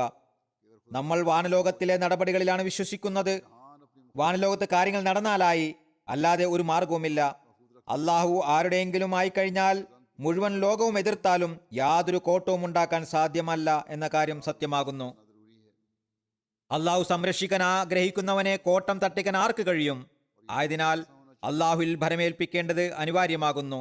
यास हो ഈ ഭരമേൽപ്പിക്കൽ ഒരു കാര്യത്തിലും പൂർണ്ണമായും പ്രതീക്ഷ അർപ്പിക്കാതിരിക്കുക എന്നതാണ്. के असबाब ഉപായങ്ങൾ അനിവാര്യമാണ്, എന്നാൽ ഉപായങ്ങളുടെ സൃഷ്ടിപ്പും അള്ളാഹുവിന്റെ കരങ്ങളാൽ തന്നെയാകുന്നു. इसलिए അവനാണ് എല്ലാ ഉപായങ്ങളും സൃഷ്ടിക്കുന്നത്. और ये भरोसा അതുകൊണ്ട് ഉപായങ്ങളിൽ പ്രതീക്ഷ അർപ്പിക്കരുത്. नमाजों की അള്ളാഹുവിലെ പ്രതീക്ഷ നമസ്കാരങ്ങളിലെ കൃത്യനിഷ്ഠയും നമസ്കാരങ്ങളിൽ കൃത്യമായി ദുആ ചെയ്യുമ്പോഴുമാണ് ഉണ്ടാവുക. എല്ലാത്തരം വഴികളിൽ നിന്നും രക്ഷപ്പെടേണ്ടതാണ്. डालनी चाहिए. പുതിയൊരു ജീവിതത്തിന് അടിത്തറവാകേണ്ടതാണ്. अजीज भी ഓർക്കുക, അള്ളാഹുവിനെ പോലെ जैसे खुदा സ്വന്തക്കാരനാകാൻ സുഹൃത്തിന് പോലും കഴിയില്ല. राजी हो तो कुल അവൻ തൃപ്തിപ്പെട്ടാൽ മുഴുവൻ ലോകവും തൃപ്തിപ്പെടുന്നതാണ്. वो किसी पर അവൻ ആരോടെങ്കിലും സംപ്രീതനായാൽ തിരിഞ്ഞുപോയ ഉപായങ്ങളും ശരിയാകുന്നതാണ്. बिगड़े काम അലങ്കോലമായ ജോലികളും ശരിയാവുന്നതാണ്. मुदिर को അത് ദോഷകരമായ കാര്യത്തെ പ്രയോജനപ്രദമാക്കുന്നതാണ്. ഇതാണ് അവന്റെ ദൈവത്വം എന്ന് പറയുന്നത്. मुफ्त रखने के काबिल है कि जिसके लिए ഓർക്കുക, ആർക്ക് വേണ്ടിയാണോ ദുആ ചെയ്യപ്പെടുന്നത് അയാൾ തന്റെ കഴിവുകളെ പ്രയോജനപ്പെടുത്താൻ ശ്രമിക്കണം. അവൻ മറ്റ് ഏതെങ്കിലും വിധത്തിൽ അള്ളാഹുവിനെ പിണക്കുകയാണെങ്കിൽ ദുആയുടെ പ്രഭാവത്തെ തടയുന്നവനായി മാറുന്നതാണ്. मशगूल होना पड़ेगा. अगर वो किसी और पे സുന്നത്തിന്റെ മാർഗത്തിൽ ഉപായങ്ങളെ ഉപയോഗപ്പെടുത്തുന്നത് പാപമല്ല, के असर को रोकने वाला ठहरता പക്ഷേ മുൻഗണന അള്ളാഹുവിന് നൽകുക. है और उस बाब से मदद അള്ളാഹുവിന്റെ കോപത്തിന് നിദാനമായ ഉപായങ്ങളെ സ്വീകരിക്കാതിരിക്കുവിൻ. और ऐसे असबाब अख्तियार न करे जो खुदा ताला की नाराजगी നമസ്കാരത്തിൽ ആനന്ദം കിട്ടാതിരിക്കുന്നതിനുള്ള കാരണവും അതിന്റെ പ്രതിവിധിയും നിർദ്ദേശിച്ചുകൊണ്ട് ഹദ്റത്ത് മസീഹ് മൗഊദ് അലൈഹി സ്വലാത്തു വസ്സലാം പറയുന്നു, आने की वजह और इसका इलाज बयान നമസ്കാരത്തിൽ അള്ളാഹു വെച്ചിട്ടുള്ള ആനന്ദത്തെ പറ്റി അറിവില്ലാത്തത് കൊണ്ടാണ് ജനങ്ങൾ നമസ്കാരത്തിൽ അലംഭാവവും അലസതയും കാണിക്കുന്നത്. उनको इस लज्जत और വലിയൊരു കാരണം ഇത് തന്നെയാണ്. जो अल्लाह ताला പിന്നെ പട്ടണങ്ങളിലും ഗ്രാമങ്ങളിലും കൂടുതൽ അലംഭാവവും അലസതയും കാണാം. फिर शहरों 50% പോലും പൂർണ്ണമായ തയ്യാറെടുപ്പോടു കൂടിയും സത്യസന്ധമായ സ്നേഹത്തോടു കൂടിയും തന്റെ യഥാർത്ഥ യജമാന്റെ സവിധത്തിൽ തലകുനിക്കുന്നില്ല. और सच्ची मोहब्बत से ഇവിടെ ഉയരുന്ന ചോദ്യം, എന്തുകൊണ്ടാണ് അവർക്ക് അനുഭൂതിയെപ്പറ്റി അറിവ് ഇല്ലെന്നും അവർ അതിലെ സ്വാദ് അനുഭവിച്ചിട്ടില്ല എന്നതുമാണ്. नहीं और ना മറ്റ് മതങ്ങളിലൊന്നും ഇത്തരം അധ്യാപനങ്ങളില്ല. ചിലപ്പോൾ ജോലികളിൽ എത്രത്തോളം മുഴുകുന്നുവെന്നാൽ അതിനിടയിൽ ബാങ്ക് കൊടുക്കുന്നത് കേൾക്കാൻ പോലും ആഗ്രഹിക്കുന്നില്ല. होता है कि हम अपने कामों അതായത് ബാങ്ക് കൊടുക്കുന്നുവെന്നതിലും നമസ്കാരത്തിന് പോകണമെന്നതിലും അവന്റെ മനസ്സ് ദുഃഖിക്കുന്നു. में नहीं चाहते, അവർ ഏറെ ദയനീയമായ അവസ്ഥയിലുള്ളവരാണ്. नमाज के लिए जाना ചില ആളുകൾ ഇങ്ങനെ ഉള്ളവരുമുണ്ട്. അവരുടെ കടകൾ മസ്ജിദിന് താഴെയാണ്, പക്ഷെ ഒരിക്കൽ പോലും നമസ്കാരത്തിന് പോകുന്നില്ല. तो मस्जिदों के नीचे ആയതിനാൽ അള്ളാഹുവിനോട് വളരെയേറെ ആർദ്രമായും ആവേശപൂർവ്വവും ദുആ ചെയ്യുക. आयत सोच और एक जोश के साथ ഫലങ്ങളിലും വസ്തുക്കളിലും വിവിധ തരത്തിലുള്ള രുചികൾ വെച്ചിട്ടുള്ളതുപോലെ നമസ്കാരത്തിന്റെയും ഇബാദത്തിന്റെയും ആസ്വാദനം ഉണ്ടാകണമേ എന്ന് പ്രാർത്ഥിക്കുക. लज्जतें अता की हैं, കഴിച്ച ഭക്ഷണത്തെപ്പറ്റി ഓർമ്മയുണ്ടാകും. बार मजा चिखा ആരെങ്കിലും ഭംഗിയുള്ള ഒന്നിനെ സന്തോഷപൂർവ്വം നോക്കുമ്പോൾ അയാൾക്ക് അത് നല്ല പോലെ ഓർമ്മയുണ്ടാകും. सुरूर के साथ देखता है, അതുപോലെ വളരെ വൃത്തികെട്ട ഒരു രൂപത്തെ കാണുകയാണെങ്കിൽ അതിന്റെ ശരീരപ്രകൃതം അനുസരിച്ച് അതിന്റെ എല്ലാ അവസ്ഥയും മുന്നിൽ വരുന്നു. एतबार उसके मुजस्सम हो बात യാതൊരു ബന്ധവുമില്ലെങ്കിൽ ഓർമ്മയുണ്ടാകില്ല. होकर सामने അതുപോലെ നമസ്കരിക്കാത്തവർക്ക് നമസ്കാരം ഒരു പിഴയാണ്. तो कुछ याद नहीं रहता। അനാവശ്യമായി രാവിലെ എഴുന്നേറ്റ് വുദു ചെയ്ത് नजदीक नमाज एक तावान है, സുഖ നിദ്രയെ ഒഴിവാക്കി പലതരത്തിലുള്ള എളുപ്പത്തെയും നഷ്ടപ്പെടുത്തി നമസ്കരിക്കേണ്ടി വരുന്നു. होकर पढ़ना। കാരണം അയാൾക്ക് വിരക്തിയാണ്. असल बात यह है, അതുകൊണ്ട് മനസ്സിലാകുന്നില്ല जारी നമസ്കാരത്തിലുള്ള ആനന്ദത്തെയും തൃപ്തിയെയും പറ്റി അയാൾക്ക് അറിവില്ല. എന്നിരിക്കെ നമസ്കാരത്തിൽ എങ്ങനെയാണ് ആനന്ദം ഉണ്ടാവുക? क्यों कर हासिल हो? ഒരു മദ്യപാനിക്ക് ആനന്ദം കിട്ടാതെ വരുമ്പോൾ അയാൾ കൂടെ കൂടെ കുടിക്കുന്നതായി നാം കാണുന്നു. അങ്ങനെ അയാൾക്ക് ഒരുതരം ലഹരി ഉണ്ടാകുന്നു. नहीं आता, ഒരു ബുദ്ധിമാനായ प्याले पीता जाता നല്ല മനുഷ്യന് ഇതിൽ നിന്ന് പാഠം ഉൾക്കൊള്ളാൻ കഴിയും. आ जाता। അതായത് നമസ്കാരത്തിൽ സ്ഥായിഭായം ഉണ്ടാക്കുകയും കൃത്യത പാലിക്കുകയും നമസ്കരിച്ചു കൊണ്ടിരിക്കുകയും कि नमाज पर दवाम ചെയ്താൽ അയാൾക്ക് അതിൽ ആനന്ദമുണ്ടാകുന്നതാണ്.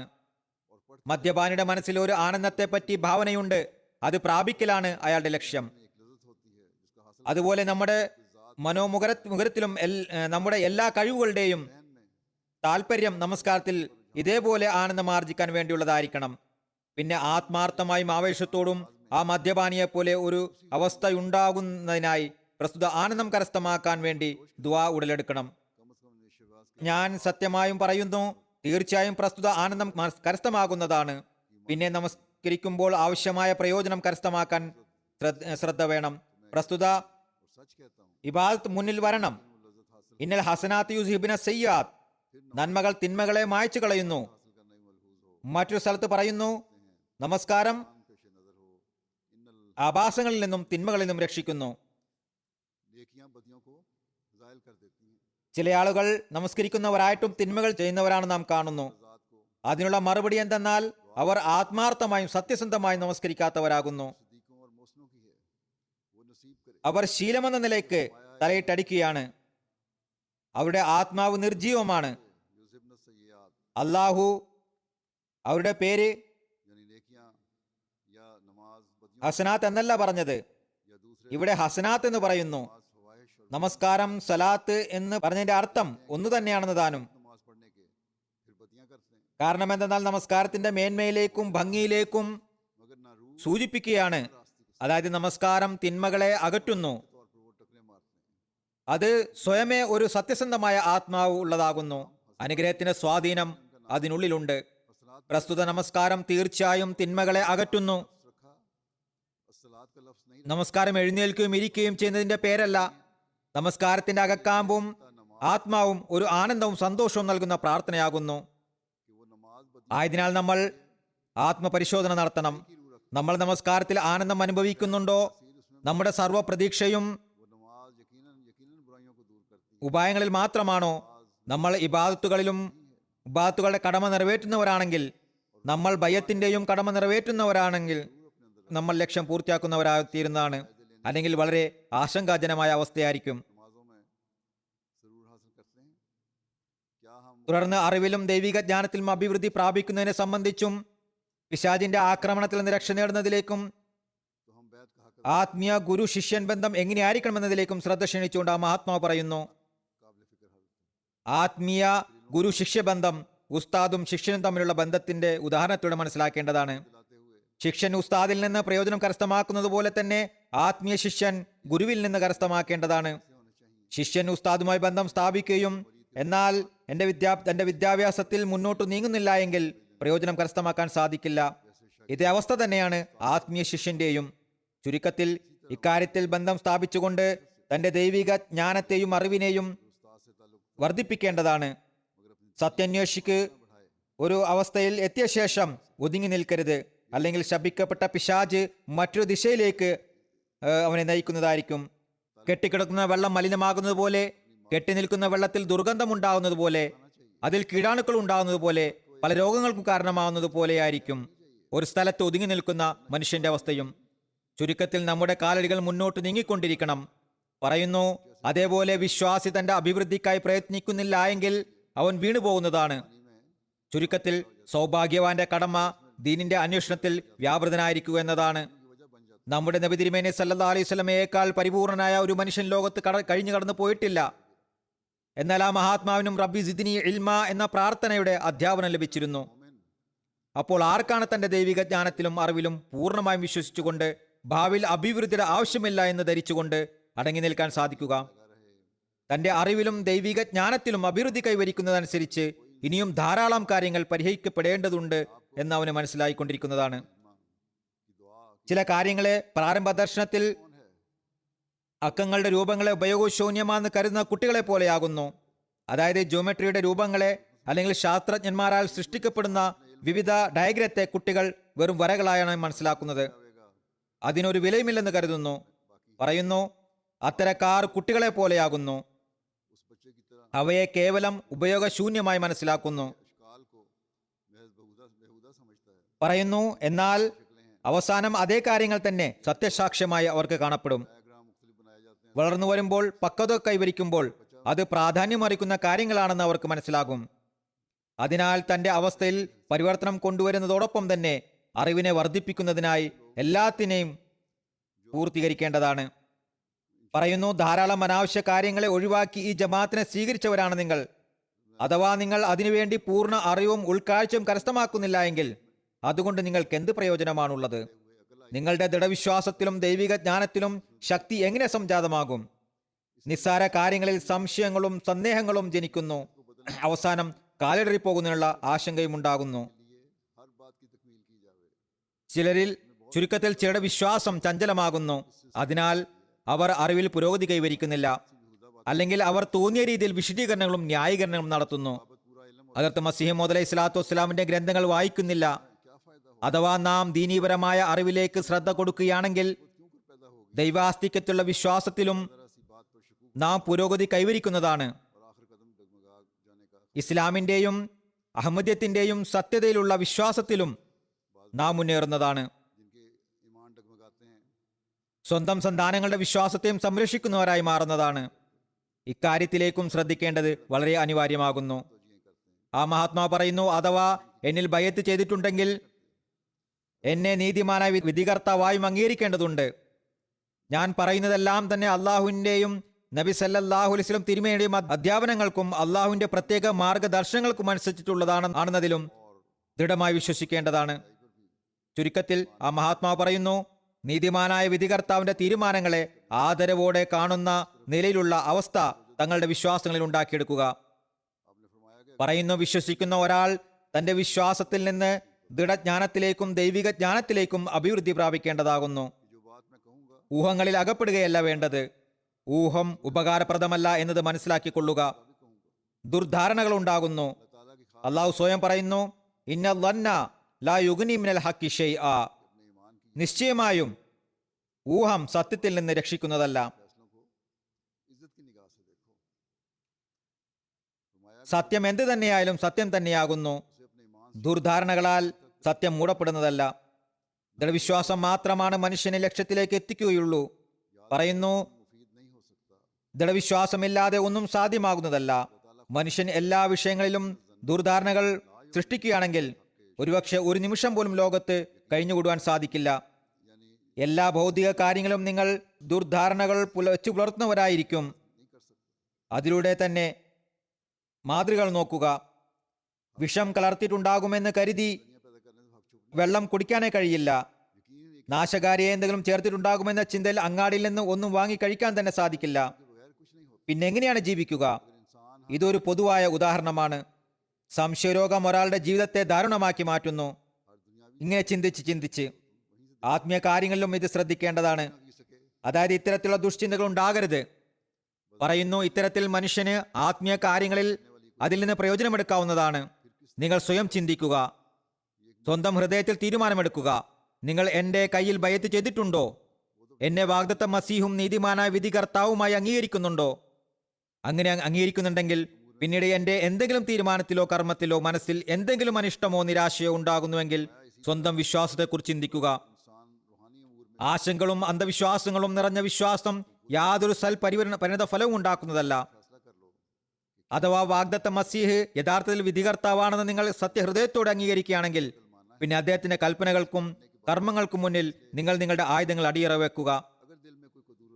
അദ്ദേഹത്തിന്റെ തീരുമാനങ്ങളെ ആദരവോടെ കാണുക. അപ്പോൾ മാത്രമേ നിങ്ങൾ റസൂൽ തിരുമേനി സല്ലല്ലാഹു അലൈഹി വസല്ലമയുടെ പരിശുദ്ധ വാക്കുകൾക്ക് ആദരവും മഹത്വം നൽകുന്നവരായി മാറുകയുള്ളൂ.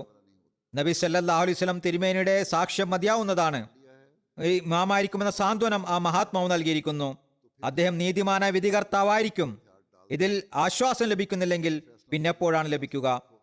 വിശ്വാസം ഉണ്ടായിരിക്കുകയും അതോടൊപ്പം മനസ്സിന്റെ ചില കോണുകളിൽ ദുഷ്ചിന്തകൾ ഉണ്ടായിരിക്കുകയും ചെയ്യുക എന്നത് ഉത്തമവും പരിശുദ്ധവുമായിരിക്കില്ല. അഥവാ ഞാൻ സത്യവാനല്ല എങ്കിൽ പോയി സത്യവാനെ തിരയുക. ഇന്നാളുകളിൽ മറ്റൊരു സത്യവാനെ കണ്ടെത്തുക സാധ്യമല്ല എന്നത് നിശ്ചയമായി മനസ്സിലാക്കിക്കൊള്ളുക. അതിനാൽ മറ്റൊരു സത്യവാനെ ലഭിക്കുന്നില്ല എങ്കിൽ ലഭിക്കുന്നതുമല്ല. അപ്പോൾ നബി തിരുമേനി സല്ലല്ലാഹു അലൈഹി വസല്ലം എനിക്ക് നൽകിയ അവകാശം മാത്രമാണ് ഞാൻ ചോദിക്കുന്നത്.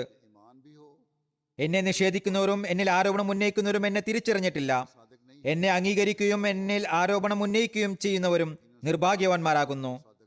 അവർ കണ്ടുകൊണ്ടാണ് അന്ധന്മാരാകുന്നത്.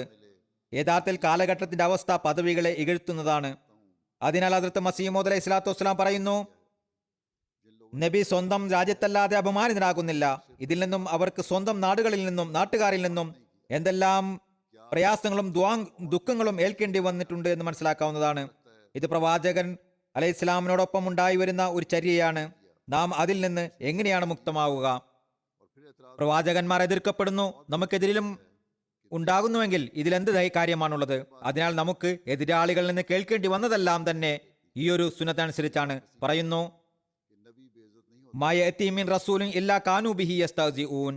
അതായത് പരിഹസിക്കപ്പെടാത്ത ഒരു പ്രവാചകനും അവരുടെ വരുന്നില്ല. ഖേദമെന്ന് പറയട്ടെ, അഥവാ ഈ കൂട്ടർ സദുദ്ദേശത്തോടു കൂടി എന്റെ പക്കൽ വരികയാണെങ്കിൽ അള്ളാഹു എനിക്ക് നൽകിയത് അവർക്ക് കാണിച്ചു കൊടുക്കാമായിരുന്നു. അള്ളാഹു സ്വയം അവരിൽ അനുഗ്രഹം ചൊരിയുകയും അവർക്ക് മനസ്സിലാക്കി കൊടുക്കുകയും ചെയ്യുമായിരുന്നു. എന്നാൽ അവർ ലുബ്ധും അസൂയം കാണിച്ചു. ഇനി ഞാൻ എങ്ങനെയാണ് അവർക്ക് മനസ്സിലാക്കി കൊടുക്കുക? ഇപ്പോൾ അവർക്ക് 32 വർഷങ്ങളായി അടയാളങ്ങൾ കണ്ടിട്ടും പാഠം പഠിക്കുന്നില്ല. പറയുന്നു, മനുഷ്യൻ സത്യഹൃദയത്തോടുകൂടി സത്യാന്വേഷണത്തിനായി വരുമ്പോൾ എല്ലാം തീരുമാനിക്കപ്പെടുന്നു. എന്നാൽ ഉദ്ദേശം അസഭ്യവും അക്രമവുമാണെങ്കിൽ ഒന്നും സംഭവിക്കുന്നതല്ല. പറയുന്നു, ഇജ്ദുൽ കറാമയിൽ ഇബ്നു അറബിയിൽ നിന്നും എഴുതപ്പെട്ടിരിക്കുന്നു, വാഗ്ദത്ത മസീഹ് ആഗതരാകുമ്പോൾ അദ്ദേഹത്തെ കള്ളം കെട്ടിച്ചമയ്ക്കുന്നവൻ എന്നും വിവരദോഷി എന്നും പറയപ്പെടും. ദീനിനെ മാറ്റിമറിക്കുന്നു എന്നും വരെ പറയപ്പെടുന്നതാണ്. ഇപ്പോൾ അങ്ങനെയാണ് സംഭവിച്ചുകൊണ്ടിരിക്കുന്നത്. ഇത്തരത്തിലുള്ള ആരോപണങ്ങൾ എനിക്കെതിരിൽ ഉന്നയിക്കപ്പെടുന്നു. ഈ സംശയങ്ങളിൽ നിന്ന് മനുഷ്യന് മോക്ഷം ലഭിക്കണമെങ്കിൽ അവർക്ക് തങ്ങളുടെ തെറ്റിദ്ധാരണകളുടെ പുസ്തകത്തെ മറച്ചു പിടിക്കുകയും അതിനു പകരമായി ഇദ്ദേഹം സത്യവാനാണോ അല്ലയോ എന്ന് ചിന്തിക്കുകയും ചെയ്യേണ്ടതാണ്. ചില കാര്യങ്ങൾ യുക്തിക്കതീതമായിരിക്കും. എന്നാൽ പ്രവാചകരിൽ വിശ്വസിക്കുന്നവർ സദ്വിചാരങ്ങളോടും ക്ഷമയോടും സ്ഥിരചിത്തയോടും കൂടി ഒരു സമയത്തിനായി പ്രതീക്ഷിക്കുകയാണെങ്കിൽ അള്ളാഹു അവരിൽ യാഥാർത്ഥ്യം തുറന്നു കൊടുക്കുന്നതായിരിക്കും. റസൂൽ തിരുമേനി സല്ലല്ലാഹു അലൈഹി വസല്ലമയുടെ കാലത്ത് സഹാബാക്കൾ ചോദ്യങ്ങൾ ഉന്നയിക്കാറുണ്ടായിരുന്നില്ല. മറിച്ച് ആരെങ്കിലും വന്ന് ചോദിക്കുകയും അതിൽ നിന്ന് പ്രയോജനമെടുക്കുന്നതിനായി കാത്തിരിക്കുമായിരുന്നു. അവർ സ്വയം മൗനം ദീക്ഷിച്ച് തലകുമ്പിട്ടിരിക്കുമായിരുന്നു. ചോദ്യം ഉന്നയിക്കാൻ ധൈര്യമുണ്ടായിരുന്നില്ല. എന്റെ അഭിപ്രായത്തിൽ യഥാർത്ഥവും അംഗീകൃതവുമായ മാർഗം മാന്യത പുലർത്തുക എന്നതാണ്. പ്രവാചകന്മാരെ ആദരിക്കാൻ അറിയാത്തവർ, അത് സ്വായത്തമാക്കാത്തവർ നശിക്കപ്പെടാൻ സാധ്യതയുണ്ട്. ഇത് ആ മഹാത്മാവ് തന്റെ കാലഘട്ടത്തെക്കുറിച്ചാണ് പറയുന്നത്. അദ്ദേഹം സഭയിലിരിക്കാറുണ്ടായിരുന്നു. അദ്ദേഹത്തിന്റെ ഗ്രന്ഥങ്ങൾ കണ്ടിട്ടും വായിച്ചിട്ടും തെളിവുകൾ കേട്ടിട്ടും അവർ ഇത്തരത്തിലുള്ള കാര്യങ്ങൾ പറയുന്നു, ഈ വ്യക്തി പ്രവാചകന്റെ ആദരവിനെ മനസ്സിലാക്കുന്നില്ല, അതിനാൽ അയാൾ നശിക്കപ്പെടുമെന്ന് ഭയപ്പെടുന്നു. ചുരുക്കത്തിൽ മുസ്ലിങ്ങൾ നിർഭാഗ്യവശാൽ ഈ സന്ദേശം കേൾക്കുന്നതിൽ നിന്നും മനസ്സിലാക്കുന്നതിൽ നിന്നും എതിർവാദങ്ങൾ നടത്തുന്നു. അവരുടെ പരിതാപകരമായ അവസ്ഥ അവരെ തങ്ങളുടെ അവസ്ഥയ്ക്ക് കാരണം എന്താണെന്നും ഒരു സമുദായം എന്ന നിലയിൽ എന്താണ് അവസ്ഥ എന്നതിലേക്ക് ചിന്തിക്കാനായി പ്രേരിപ്പിക്കുന്നുമില്ല. കാലഘട്ടവുമാണ്. നബി തിരുമേനി സ്വല്ലല്ലാഹു അലൈഹി വസല്ലമയുടെ പ്രവചനങ്ങളും പൂർത്തിയായിക്കൊണ്ടിരിക്കുന്നു. അതിനാൽ കുറഞ്ഞ പക്ഷം വാഗ്ദത്തം ചെയ്യപ്പെട്ട വ്യക്തിയെ അന്വേഷിക്കുക. ആ മഹാത്മാവ് പറയുന്നു, ഞാനല്ലെങ്കിൽ മറ്റൊരാൾ, പക്ഷെ നിങ്ങൾക്ക് മറ്റാരെയും ലഭിക്കുന്നതല്ല. ഭൗതികതയിൽ മുങ്ങി എല്ലാം മറന്നു പോകുന്നു. എന്നിരുന്നാലും നമ്മുടെ ജോലി അവരെ രക്ഷപ്പെടുത്താനായി ശ്രമിക്കുക എന്നതാണ്. വാഗ്ദത്ത മസീഹിന്റെ സന്ദേശം എല്ലാവരിലേക്കും എത്തിക്കുക എന്നതാണ്. മുസ്ലിങ്ങൾക്ക് മാത്രമല്ല, മറിച്ച് ഏതു മതവുമായി ബന്ധപ്പെട്ടവരാണെങ്കിലും നിർമ്മതക്കാരനാണെങ്കിലും ഓരോ വ്യക്തികളിലേക്കും ഈ സന്ദേശം എത്തിക്കേണ്ടതാണ്. നമുക്കിപ്പോൾ ധാരാളം ജോലികൾ ചെയ്യാനുണ്ട്. ജർമ്മനിയിൽ ജമാഅത്തിന് 100 വർഷമായെങ്കിലും ഓരോ ജർമ്മൻകാരിലേക്കും ഇസ്ലാമിന്റെ സന്ദേശം എത്തിക്കാൻ സാധിച്ചിട്ടില്ല. അതിനാൽ ഈ നിലയിലും അവലോകനം ചെയ്യേണ്ടതുണ്ട്. ഇസ്ലാമിന്റെ സന്ദേശം എത്തിക്കുന്നതിലേക്കും തബ്ലീഗിലേക്കും ശ്രദ്ധ ക്ഷണിച്ചുകൊണ്ട് ആ മഹാത്മാവ് പറയുന്നു, ഇപ്പോൾ 2 വലിയ ഉത്തരവാദിത്തങ്ങളാണ് നമുക്കുള്ളത്. 1 അറേബ്യയിൽ പ്രചരണം നടത്തുക, 2 യൂറോപ്പിൽ ന്യായപൂർത്തീകരണം നടത്തുക. അറേബ്യയിൽ എന്നതുകൊണ്ടെന്നാൽ ആന്തരികമായി അവരിൽ സത്യമുണ്ട്. അള്ളാഹു ഒരു ജമാഅത്തിനെ എഴുന്നേൽപ്പിച്ചിരിക്കുന്നത് അറിയാത്ത ഒരു വലിയ വിഭാഗം തന്നെ ഉണ്ടാകും. മുൻകാലത്തെ അപേക്ഷിച്ച് കൂടുതൽ പരിശ്രമിക്കുന്നുണ്ടെങ്കിലും ഇന്നും എല്ലാ അറബികളിലേക്കും നമ്മുടെ സന്ദേശം എത്തപ്പെട്ടിട്ടില്ല എന്നതാണ് വാസ്തവം. അഥവാ എത്തിയിട്ടുണ്ടെങ്കിൽ തന്നെ എതിരാളികൾ മൂലമാകുന്നു. അവർ ഹദരത്ത് മസീഹ് മൗഊദ് അലൈഹി സ്വലാത്തു വസ്സലാമിന്റെ പേരിനെ പരിഹസിച്ചുകൊണ്ട് കാദിയാനി എന്ന പേരിൽ നമ്മെ വിളിച്ചുകൊണ്ട് ലോകത്ത് അല്ലെങ്കിൽ സ്വന്തക്കാർക്ക് നമ്മെ പരിചയപ്പെടുത്തി കൊടുക്കുന്നു. കളവും മനസ്സിൽ തോന്നിയതുമായ കഥകൾ ഹദരത്ത് മസീഹ് മൗഊദ് അലൈഹി സ്വലാത്തു വസ്സലാം സംബന്ധിച്ച് ജനങ്ങൾക്ക് പറഞ്ഞു കൊടുത്തുകൊണ്ടിരിക്കുന്നു. ഒരു തരത്തിലുള്ള സന്ദേശം അവരിലേക്ക് എത്തിയിരിക്കുന്നു. അറിഞ്ഞിട്ടുണ്ടെങ്കിൽ എതിരാളികൾ മുഖേനയാകുന്നു. എന്നാൽ നമ്മിലൂടെ ശരിയായ നിലയിൽ പരിചയപ്പെടുത്തൽ നടന്നിട്ടില്ല. ഏതായാലും പറയുന്നു, അവരിലേക്ക് എത്തിക്കേണ്ടത് നമ്മുടെ കടമയാകുന്നു. അഥവാ എത്തിക്കുന്നില്ല എങ്കിൽ ആജ്ഞാലംഘനമാകുന്നു. അതേപോലെ യൂറോപ്പിലുള്ളവരിലും സത്യമുണ്ട്. അവർ ഒരു ദാസനെ ദൈവമാക്കി ദൈവത്തിൽ നിന്ന് അകന്നു കഴിഞ്ഞിരിക്കുകയാണെന്ന അവരുടെ തെറ്റിനെ അവർക്ക് വെളിപ്പെടുത്തി കൊടുക്കുക. യൂറോപ്പിന്റെ അവസ്ഥ വാസ്തവത്തിൽ അഹ്ലദ ഇലൽ അർദ് എന്നതിന്റെ നേർ രൂപമായിരിക്കുകയാണ്. അതായത് അവർ ഭൂമിയിലേക്ക് ചാഞ്ഞു കഴിഞ്ഞിരിക്കുന്നു. ഭൗതികതയിലല്ലാതെ മറ്റൊന്നിലും പൊതുവായ നിലയിൽ ജനങ്ങൾക്ക് ശ്രദ്ധയില്ല. നമ്മുടെ ചില ആളുകളും യുവാക്കളും അവരുടെ പുരോഗതിയിൽ പ്രഭാവിതരാകാറുണ്ട്. നിങ്ങൾ പോകുന്ന നാശത്തിലേക്കല്ലാതെ മറ്റെവിടേക്കുമല്ല എന്ന് അവരോട് പറയുന്നതിന് പകരമായി അവരിൽ പ്രഭാവിതരാകേണ്ട ആവശ്യമില്ല. നാം തബ്ലീഗാണ് ചെയ്യേണ്ടത്. പറയുന്നു, വിവിധങ്ങളായ കണ്ടുപിടുത്തങ്ങളും ജോലികളും ഉണ്ടായിക്കൊണ്ടിരിക്കുന്നതാണ്. പാശ്ചാത്യ നാടുകളിലും വികസിത രാജ്യങ്ങളിലും യൂറോപ്പ് ഭൗതിക ജ്ഞാനങ്ങളിലും ജോലികളിലും പുരോഗതി പ്രാപിക്കുന്നതിൽ അത്ഭുതപ്പെടേണ്ട. ഇങ്ങനെ അഭിവൃദ്ധി ഉണ്ടാകുന്നു എന്നതിൽ ആവേശം കാണിക്കേണ്ടതില്ല. ആകാശജ്ഞാനങ്ങളുടെ കവാടങ്ങൾ അടയുമ്പോൾ വീണ്ടും ഭൂമിയെക്കുറിച്ച് മാത്രമായിരിക്കും ചിന്ത എന്നത് സ്വാഭാവികമാണ്. നബിമാർ ആണികളും ഉണ്ടാക്കാറുണ്ടായിരുന്നു, ഉപകരണങ്ങളും ഉണ്ടാക്കാറുണ്ടായിരുന്നു, അല്ലെങ്കിൽ അവരുടെ പരിശ്രമങ്ങളെല്ലാം തന്നെ ഭൗതിക കണ്ടുപിടുത്തങ്ങൾക്കായിരുന്നു എന്ന് ഒരിക്കലും സ്ഥാപിതമായിട്ടില്ല. ചുരുക്കത്തിൽ നമ്മിലുള്ള ഓരോരുത്തരുടെയും മനസ്സിലും രൂഢമൂലമാകേണ്ട വസ്തുത, നാം ഭൗതിക സമ്പാദനത്തിന് വേണ്ടിയല്ല അഹമ്മദ് സ്വീകരിച്ചത്, മറിച്ച് അള്ളാഹുമായി ജീവസുറ്റ ബന്ധം സ്ഥാപിക്കുന്നതിന് വേണ്ടിയിട്ടാണ് എന്നുള്ളതാണ്. ഈ സന്ദേശം മാലോകരിലേക്ക് നമുക്ക് എത്തിക്കേണ്ടതുണ്ട്. ഇത് തന്നെയാണ് നമ്മുടെ ഇഹത്തെയും പരത്തെയും ശുഭകരമാക്കുന്നതും. ആ മഹാത്മാവ് തന്റെ ആഗമന ഉദ്ദേശത്തെയും ലക്ഷ്യത്തെയും വിവരിച്ചുകൊണ്ട് പറയുന്നു, തൗഹീദിനെയും ധാർമ്മികതയെയും ആത്മീയതയെയും പ്രചരിപ്പിക്കുന്നതിനായിട്ടാണ് ഞാൻ നിയോഗിക്കപ്പെട്ടിരിക്കുന്നത്. തൗഹീദ് എന്നതിന്റെ വിവക്ഷ അള്ളാഹുവിനെ തന്നെ തന്റെ ലക്ഷ്യവും ഉദ്ദേശവും പ്രേമിയും അനുസരണയോഗ്യനുമാണെന്ന് ദൃഢമായി വിശ്വസിക്കുക എന്നതാകുന്നു. പ്രത്യക്ഷ കാര്യങ്ങളിൽ വിഗ്രഹാരാധനയും ബഹുദൈവ വിശ്വാസവും മുതൽ വസ്തുക്കളിലുള്ള അമിത വിശ്വാസത്തിന്റെ സൂക്ഷ്മമായ ശിർക്കിൽ നിന്ന് സ്വയം തന്നെ പോലും ഒന്നുമല്ലാത്തതായി മനസ്സിലാക്കുന്നത് വരെ ആയിത്തീരുക. ഒരു കാര്യത്തിലും തന്നെ സ്വന്തം മനസ്സിന്റെ ഷിർക്ക് പോലും ഉൾപ്പെടാതിരിക്കുക. വളരെ സൂക്ഷ്മമായ വസ്തുക്കളുടെ ഷിർക്കും ഉൾപ്പെടരുത്. ഇതാണ് ഇന്ന് ലോകം അകപ്പെട്ടിരിക്കുന്ന തൗഹീദ്. ഇതിൽ നിന്ന് രക്ഷ നേടേണ്ടതാണ്. ധാർമ്മികത എന്നതുകൊണ്ടുള്ള വിവക്ഷ മനുഷ്യന് ലഭ്യമായിട്ടുള്ള എല്ലാ കഴിവുകളെയും അതിന്റെ സ്ഥാനത്ത് ഉപയോഗിക്കുക എന്നതാണ്. ചിലതിനെ തീരെ ഉപേക്ഷിക്കുകയും ചിലതിൽ മാത്രം മൂല്യം നൽകുകയും ചെയ്യുക എന്നതാകരുത്. ഉദാഹരണമായി, ആരെങ്കിലും തന്റെ കൈകൾ മുറിച്ചു കളയുകയാണെങ്കിൽ അതുകൊണ്ട് എന്ത് മേന്മയാണ് ഉണ്ടാവുക? ഒരിക്കലുമില്ല. മറിച്ച് അള്ളാഹു നൽകിയിട്ടുള്ള എല്ലാ കഴിവുകളെയും അതിൻ്റെതായ സ്ഥാനത്ത് ഉപയോഗിക്കുക. അതിൽ അമിതത്വമോ ലുബ്ധമോ ഉണ്ടാകരുത്. അമിതത്വം എന്തെന്നാൽ, ഉദാഹരണമായി, ഘ്രാണശക്തി അമിതമായുള്ളയാൾ ഒരു പ്രത്യേകതരം രോഗിയായിത്തീരുന്നു.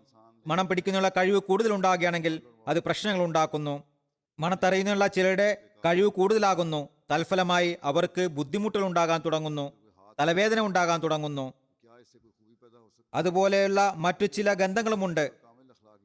അവ മൂലം രോഗങ്ങൾ ഉണ്ടാകുന്നു. അതിനാൽ അള്ളാഹു മിതത്വത്തിൽ വെക്കട്ടെ, എല്ലാ രോഗങ്ങളിൽ നിന്നും സംരക്ഷിക്കട്ടെ, ആത്മീയ രോഗത്തിൽ നിന്നും എന്ന് ദുആ ചെയ്യേണ്ടതാണ്. പറയുന്നു, അമിതത്വത്തിലൂടെ ഒരു പ്രത്യേക രോഗമുണ്ടാകുന്നു. പിന്നീട് അതിലൂടെ മറ്റ് കഠിന രോഗങ്ങളും ഉണ്ടാവുകയും മൂർച്ഛിക്കുകയും ചെയ്യുന്നു. ലുബ്ധ എന്നാൽ അതിന്റെ കഴിവ് തികച്ചും നഷ്ടപ്പെടുന്നു. മിതത്വം എന്നാൽ രണ്ടും അതാതിന്റെ സ്ഥാനത്താവുക എന്നതാണ്. ഈയൊരു നിലയിലാണ് ധാർമ്മികത എന്ന് പറയപ്പെടുക. ഇതിനെ സ്ഥാപിക്കുവാനാണ് ഞാൻ വന്നിട്ടുള്ളത്. രണ്ടിനും ഇടയിലുള്ള വഴിയാണ് നാം സ്വീകരിക്കേണ്ടത്. ഇസ്ലാം കൽപ്പിച്ചിട്ടുള്ള ഉന്നത ധാർമ്മിക ഗുണങ്ങൾ പ്രകടിപ്പിക്കാനായി പരിശ്രമിക്കേണ്ടതാണ്.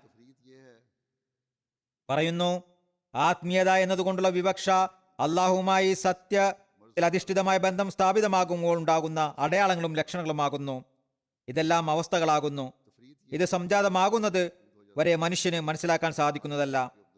എന്നാൽ യഥാർത്ഥ ഉദ്ദേശം ഇതാകുന്നു. ചുരുക്കത്തിൽ നമ്മെ ഒരു യഥാർത്ഥ വിശ്വാസിയായ മനുഷ്യനാക്കി തീർക്കുന്ന കാര്യങ്ങളാണിത്. അതിനാൽ നമ്മുടെ ലക്ഷ്യവും ഉദ്ദേശവും ഏറ്റവും വലിയ പ്രേമഭാജനവും അള്ളാഹുവിന്റെ അസ്തിത്വമാണെന്ന നിലയിലുള്ള നിലവാരത്തിലാണോ നാം ഉള്ളതെന്ന് പരിശോധിക്കേണ്ടത് അനിവാര്യമാകുന്നു. അഥവാ അങ്ങനെയല്ല എങ്കിൽ നാം ഇപ്പോൾ നമ്മുടെ വിശ്വാസത്തിന്റെ ദുർബലമായ നിലവാരത്തിനാണുള്ളത്. അള്ളാഹുവിന് മുന്നിൽ നമ്മുടെ എല്ലാ ഭൗതിക ആഗ്രഹങ്ങളും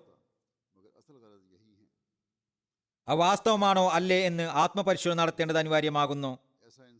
അങ്ങനെയാകുമ്പോഴാണ് നാം പള്ളിയുടെ അവകാശങ്ങളും പൂർത്തിയാക്കുന്നവരായി മാറുകയുള്ളൂ.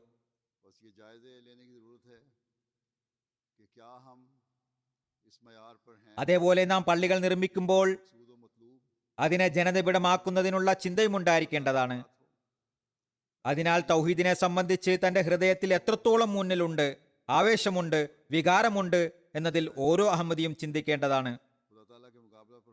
അതേപോലെ ഉന്നത ധാർമ്മിക ഗുണങ്ങളുടെ പ്രകടനവും ഓരോ അഹമ്മദിയിൽ നിന്നും ഉണ്ടായിരിക്കേണ്ടതാണ്. ഈ ഉന്നത ധാർമ്മിക ഗുണങ്ങളാണ് നമ്മുടെ സന്ദേശം എത്തിക്കുന്നതിൽ വലിയ പങ്ക് വഹിക്കുന്നത്. അപ്പോൾ മാത്രമാണ് നമുക്ക് ഹദ്റത്ത് മസീഹ് മൗഊദ് അലൈഹി സ്വലാത്തു വസ്സലാമിന്റെ ബയ്യത്തിന്റെ അവകാശം പൂർത്തിയാക്കാൻ സാധിക്കുന്നത്. വിവിധ പള്ളികളുടെ ഉദ്ഘാടനത്തിനായി ഞാൻ പോകുമ്പോൾ അഹമ്മദികളെ പരിചയമുള്ളവർ പറയാറുള്ളത് അഹമ്മദികളുടെ സ്വഭാവം മഹത്തായതാണെന്നാണ്. എന്നാൽ ഒരു കുറവ് ഞാൻ കണ്ടിട്ടുണ്ട്. ഈ സൽ സ്വഭാവങ്ങൾ പ്രകടിപ്പിച്ചുകൊണ്ട് ഇസ്ലാം അഹമ്മദിയത്തിന്റെ പരിചയം യഥാർത്ഥമായ നിലയിൽ നൽകുന്നില്ല. അത്തരത്തിൽ പരിചയപ്പെടുത്തുമ്പോഴാണ് നാം ഹദ്റത്ത് മസീഹ് മൗഊദ് അലൈഹി സ്വലാത്തു വസ്സലാം പറഞ്ഞതുപോലെ അഹമ്മദിയത്തിന്റെയും ഇസ്ലാമിന്റെയും യഥാർത്ഥമായ സന്ദേശം യൂറോപ്പിലെ ജനങ്ങളിലേക്ക്, ഈ രാജ്യത്തെ ജനങ്ങളിലേക്ക് എത്തിക്കാൻ സാധിക്കുകയുള്ളൂ. അതുപോലെ ഉന്നത സ്വഭാവ ഗുണങ്ങളുടെ പ്രകടനം പരസ്പര ബന്ധങ്ങളിലും ഉണ്ടാകേണ്ടതാണ്. അന്യർക്കായി മാത്രമാകരുത്. അവർക്കായി ഉന്നത സ്വഭാവ ഗുണങ്ങൾ പ്രകടിപ്പിക്കുകയും വീട്ടിൽ സ്വന്തം സമുദായത്തിലും പ്രശ്നങ്ങൾ ഉണ്ടാക്കുകയും ചെയ്യുക ധാർമ്മികതയുമായി ബന്ധപ്പെട്ട് നാം മുന്നിൽ വെക്കേണ്ട കാര്യങ്ങളാണിത്. ഇതാണ് ഉന്നത ധാർമ്മിക ഗുണങ്ങൾ. ഇവ സംജാതമാക്കുന്നതിനായിട്ടാണ് ഹദരത്ത് മസീഹ് മൗഊദ് അലൈഹി സ്വലാത്തു വസ്സലാം നബി തിരുമേനി സല്ലല്ലാഹു അലൈഹി വസല്ലമയുടെ ദാസത്വത്തിൽ ആഗതരായത്. വീണ്ടും പറയുന്നു, അള്ളാഹുവിനോടുള്ള കടമകളും സൃഷ്ടികളോടുള്ള കടമകളും ഉന്നതമായ നിലവാരത്തിൽ നിലനിർത്തുമ്പോഴാണ് ആത്മീയതയുടെ നിലവാരത്തിന്റെ പരിണിത ഫലം തയ്യാറാകുന്നത്, പ്രകടമാകുന്നത്, ആത്മീയത സംജാതമായി എന്ന് മനസ്സിലാകുന്നത്. സ്വന്തക്കാർക്കും അന്യർക്കും ഒരു സൗന്ദര്യം നമ്മുടെ ഉള്ളിൽ ദർശിക്കാൻ സാധ്യമാകുന്നു. നമ്മുടെ കുട്ടികൾ നമ്മിൽ നിന്ന് പാഠം ഉൾക്കൊള്ളുന്നവരായിത്തീരുന്നു. അപ്പോഴാണ് നാം ഈ നിലവാരം കരസ്ഥമാക്കിയവരാണെന്ന് പറയാൻ സാധിക്കുകയുള്ളൂ. കഴിഞ്ഞ ദിവസം ജർമ്മനിയിൽ അമീർ സാഹിബിനോട് ചോദിക്കുകയുണ്ടായി, ഞങ്ങളുടെ അടുത്ത നൂറ്റാണ്ടിലേക്കുള്ള ടാർഗറ്റ് എന്താണ്? ഒന്നാമതായി ഞാൻ സൂചിപ്പിച്ച ഏതാനും കാര്യങ്ങൾ, മുഴുവൻ കാര്യങ്ങളുമില്ല, അത് മസീഹ് മൗഊദ് അലൈഹി സ്വലാത്തു വസ്സലാം നമ്മുടെ ശ്രദ്ധ ക്ഷണിച്ചുകൊണ്ട് പറഞ്ഞിട്ടുള്ള ഏതാനും കാര്യങ്ങൾ മാത്രമാണ്. അത് കഴിഞ്ഞു കടന്ന നൂറ്റാണ്ടിൽ അത് കരസ്ഥമാക്കിയോ എന്ന് അവലോകനം ചെയ്യുക. അള്ളാഹുമായി ഒരു സുദൃഢ ബന്ധം നമുക്ക് സാധ്യമായോ? നമ്മുടെ നമസ്കാരങ്ങൾക്ക് ഉന്നത നിലവാരം കൈവന്നുവോ? നമസ്കാര സമയങ്ങളിൽ നാം ഭൗതിക ജോലികൾ ഉപേക്ഷിച്ച് നമസ്കാരത്തിനായി സന്നിഹിതരാകുന്നുണ്ടോ? അതോ കേവലം പള്ളികൾ നിർമ്മിക്കുന്നതിൽ മാത്രമാണോ ശ്രദ്ധയുള്ളത്? നാം ഖുർആൻ പാരായണത്തിൽ കൃത്യനിഷ്ഠയുള്ളവരാണോ? നാം വിശുദ്ധ ഖുർആന്റെ കൽപ്പനകളെ അന്വേഷിച്ച് അത് പ്രാവർത്തികമാക്കുന്നതിനായി പരിശ്രമിക്കുന്നവരാണോ? നാം നമ്മുടെ മക്കളെ ദീനുമായി ബന്ധപ്പെടുത്തുന്നതിനായി പൂർണ്ണമായും പരിശ്രമിക്കുന്നവരാണോ? നമുക്ക് നമ്മുടെ മക്കളുടെ ഭൗതിക വിദ്യാഭ്യാസത്തിൽ മാത്രമാണോ ശ്രദ്ധ, അതോ അവരുടെ ദീനിനെ കുറിച്ചും ശ്രദ്ധിക്കുന്നവരാണോ? നമ്മുടെ ഉന്നത സ്വഭാവ ഗുണങ്ങളിൽ, നമ്മുടെ പരസ്പരമുള്ള ബന്ധങ്ങളിലും റുഹമാഉ ബൈനഹും എന്നതിന്റെ നേർക്കാഴ്ച പ്രകടിപ്പിക്കുന്ന നിലവാരത്തിലാണോ ഉള്ളത്? ഉന്നത ധാർമ്മിക ഗുണങ്ങളുടെ മാതൃക അന്യർക്കായി പ്രകടിപ്പിച്ചുകൊണ്ട് അവരെ ഇസ്ലാമിന്റെ സുന്ദരമായ അധ്യാപനങ്ങളെ നാം പരിചയപ്പെടുത്തുന്നവരാണോ? അതോ എവിടെയെങ്കിലും ഉന്നത സ്വഭാവ ഗുണം പ്രകടിപ്പിച്ച് നാം സമാധാന പ്രിയരാണെന്ന് പറയുന്നവർ മാത്രമാണോ? പല സ്ഥലങ്ങളിലും എനിക്ക് അന്യരോട് ചിലത് പറയുന്നതിനുള്ള അവസരം ലഭിച്ചപ്പോഴെല്ലാം തന്നെ ഭൂരിഭാഗം പേരും പറഞ്ഞത്, ഇസ്ലാമിന്റെ ഈ സുന്ദര അധ്യാപനങ്ങളെ കുറിച്ച് ഞങ്ങൾക്ക് ആദ്യമായാണ് അറിവ് ലഭിക്കുന്നതെന്നാണ്. ഇതിൽ നിന്നും വ്യക്തമായി മനസ്സിലാകുന്നത്, നിങ്ങൾ നിങ്ങളുടെ ബന്ധങ്ങളും സ്വഭാവങ്ങളും ഇസ്ലാമിന്റെ സന്ദേശം എത്തിക്കുന്നതിനായി യഥാവിധി ഉപയോഗിച്ചിട്ടില്ല എന്നതാണ്. ഇസ്ലാമിക അധ്യാപനങ്ങളുടെ പരിചയം ജനങ്ങൾക്ക് ലഭിക്കുന്നില്ല എങ്കിൽ ലക്ഷക്കണക്കിന് പാംഫ്ലെറ്റുകൾ വിതരണം ചെയ്തുകൊണ്ട് എന്തു ഗുണമാണ് ഉണ്ടാവുക? ചുരുക്കത്തിൽ പ്രഥമമായി അള്ളാഹുവിനുള്ള കടമകളുടെയും ദാസരോടുള്ള കടമകളുടെയും നിലവാരം നാം എത്രത്തോളം കരസ്ഥമാക്കിയിരിക്കുന്നു എന്ന് വിശകലനം നടത്തുക. അഥവാ കരസ്ഥമാക്കിയിട്ടുണ്ടെങ്കിൽ, എന്റെ അഭിപ്രായത്തിൽ ഇപ്പോൾ കരസ്ഥമായിട്ടില്ല, അങ്ങനെയെങ്കിൽ ആത്മപരിശോധനയിലൂടെ എല്ലാം മനസ്സിലാകുന്നതാണ്, ഞാൻ പറയേണ്ട ആവശ്യമില്ല. അങ്ങനെയെങ്കിൽ അടുത്ത നൂറ്റാണ്ടിലേക്കുള്ള ടാർഗറ്റ് എന്താണ്? ഹദരത്ത് മസീഹ് മൗഊദ് അലൈഹി സ്വലാത്തു വസ്സലാമിന്റെ നിർദ്ദേശങ്ങളുടെ വെളിച്ചത്തിൽ ഞാൻ സംക്ഷിപ്തമായി വിവരിച്ച പ്രവർത്തന രൂപരേഖയാണ് അടുത്ത നൂറ്റാണ്ടിലേക്കുള്ള പുതിയ ടാർഗറ്റ്. നമുക്ക് ലോകത്തിന്റെ മനം കവരേണ്ടതാണ്. ഈ ലോകത്തെ അള്ളാഹുവിന്റെ ഏകത്വത്തെ അംഗീകരിക്കുന്നവരാക്കേണ്ടതാണ്. ലോകത്തെ റസൂൽ തിരുമേനി സല്ലല്ലാഹു അലൈഹി വസല്ലമയുടെ കാൽക്കീഴിൽ കൊണ്ടുവന്നിടേണ്ടതാണ് എന്ന വാദവുമായി എഴുന്നേറ്റവരാണ് നാം. അതിനാൽ ഇതുമായി ബന്ധപ്പെട്ട് നാം ഓരോരുത്തരും ആത്മപരിശോധന നടത്തേണ്ടതാണ്. ഒരു പുതിയ ഉറച്ച തീരുമാനവുമായി ജർമ്മനിയിലെ അഹമ്മദിയ ജമാഅത്തിന് പുത്തൻ നൂറ്റാണ്ടിലേക്ക് പ്രവേശിക്കേണ്ടതാണ്. അതായത് നാം ദീനിന് ദുനിയാവിനേക്കാൾ മുൻഗണന നൽകിക്കൊണ്ട് തങ്ങളുടെ ഈ ലക്ഷ്യത്തെ കരസ്ഥമാക്കുന്നതിനായി കഠിന പ്രയത്നം നടത്തുന്നതാണെന്നും തങ്ങളുടെ മക്കൾക്കും തലമുറകൾക്കും ഈ ഉപദേശങ്ങൾ നൽകിക്കൊണ്ടിരിക്കുന്നതാണെന്നും അള്ളാഹുമായുള്ള ബന്ധത്തിന്റെ ഈ ഉണർവ് ഒരു തലമുറയിൽ നിന്നും അടുത്ത തലമുറയിലേക്ക് പകർന്നു പോകുന്നതിനുള്ള ശിക്ഷണം അവർക്ക് നൽകുന്നതാണെന്നും ഉറച്ച തീരുമാനം. അള്ളാഹു നമുക്ക് അതിനുള്ള സൗഭാഗ്യം തന്നനുഗ്രഹിക്കുമാറാകട്ടെ.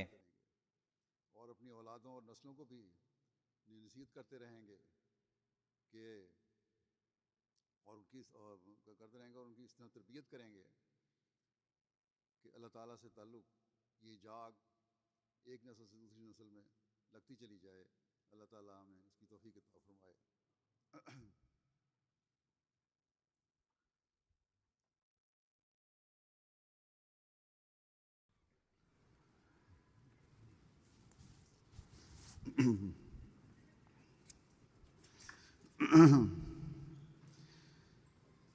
الحمد لله نحمده ونستعينه ونستغفره ونؤمن به ونتوكل عليه ونعوذ بالله من شرور أنفسنا ومن سيئات أعمالنا من يهده الله فلا مضل له ومن يضلل فلا هادي له ونشهد أن لا إله إلا الله ونشهد أن محمدا عبده ورسوله عباد الله رحمكم الله إن الله يأمر بالعدل والإحسان وإيتاء ذي القربى وينهى عن الفحشاء والمنكر والبغي يعظكم لعلكم تذكرون اذكروا الله يذكركم وادعوه يستجب لكم ولذكر الله أكبر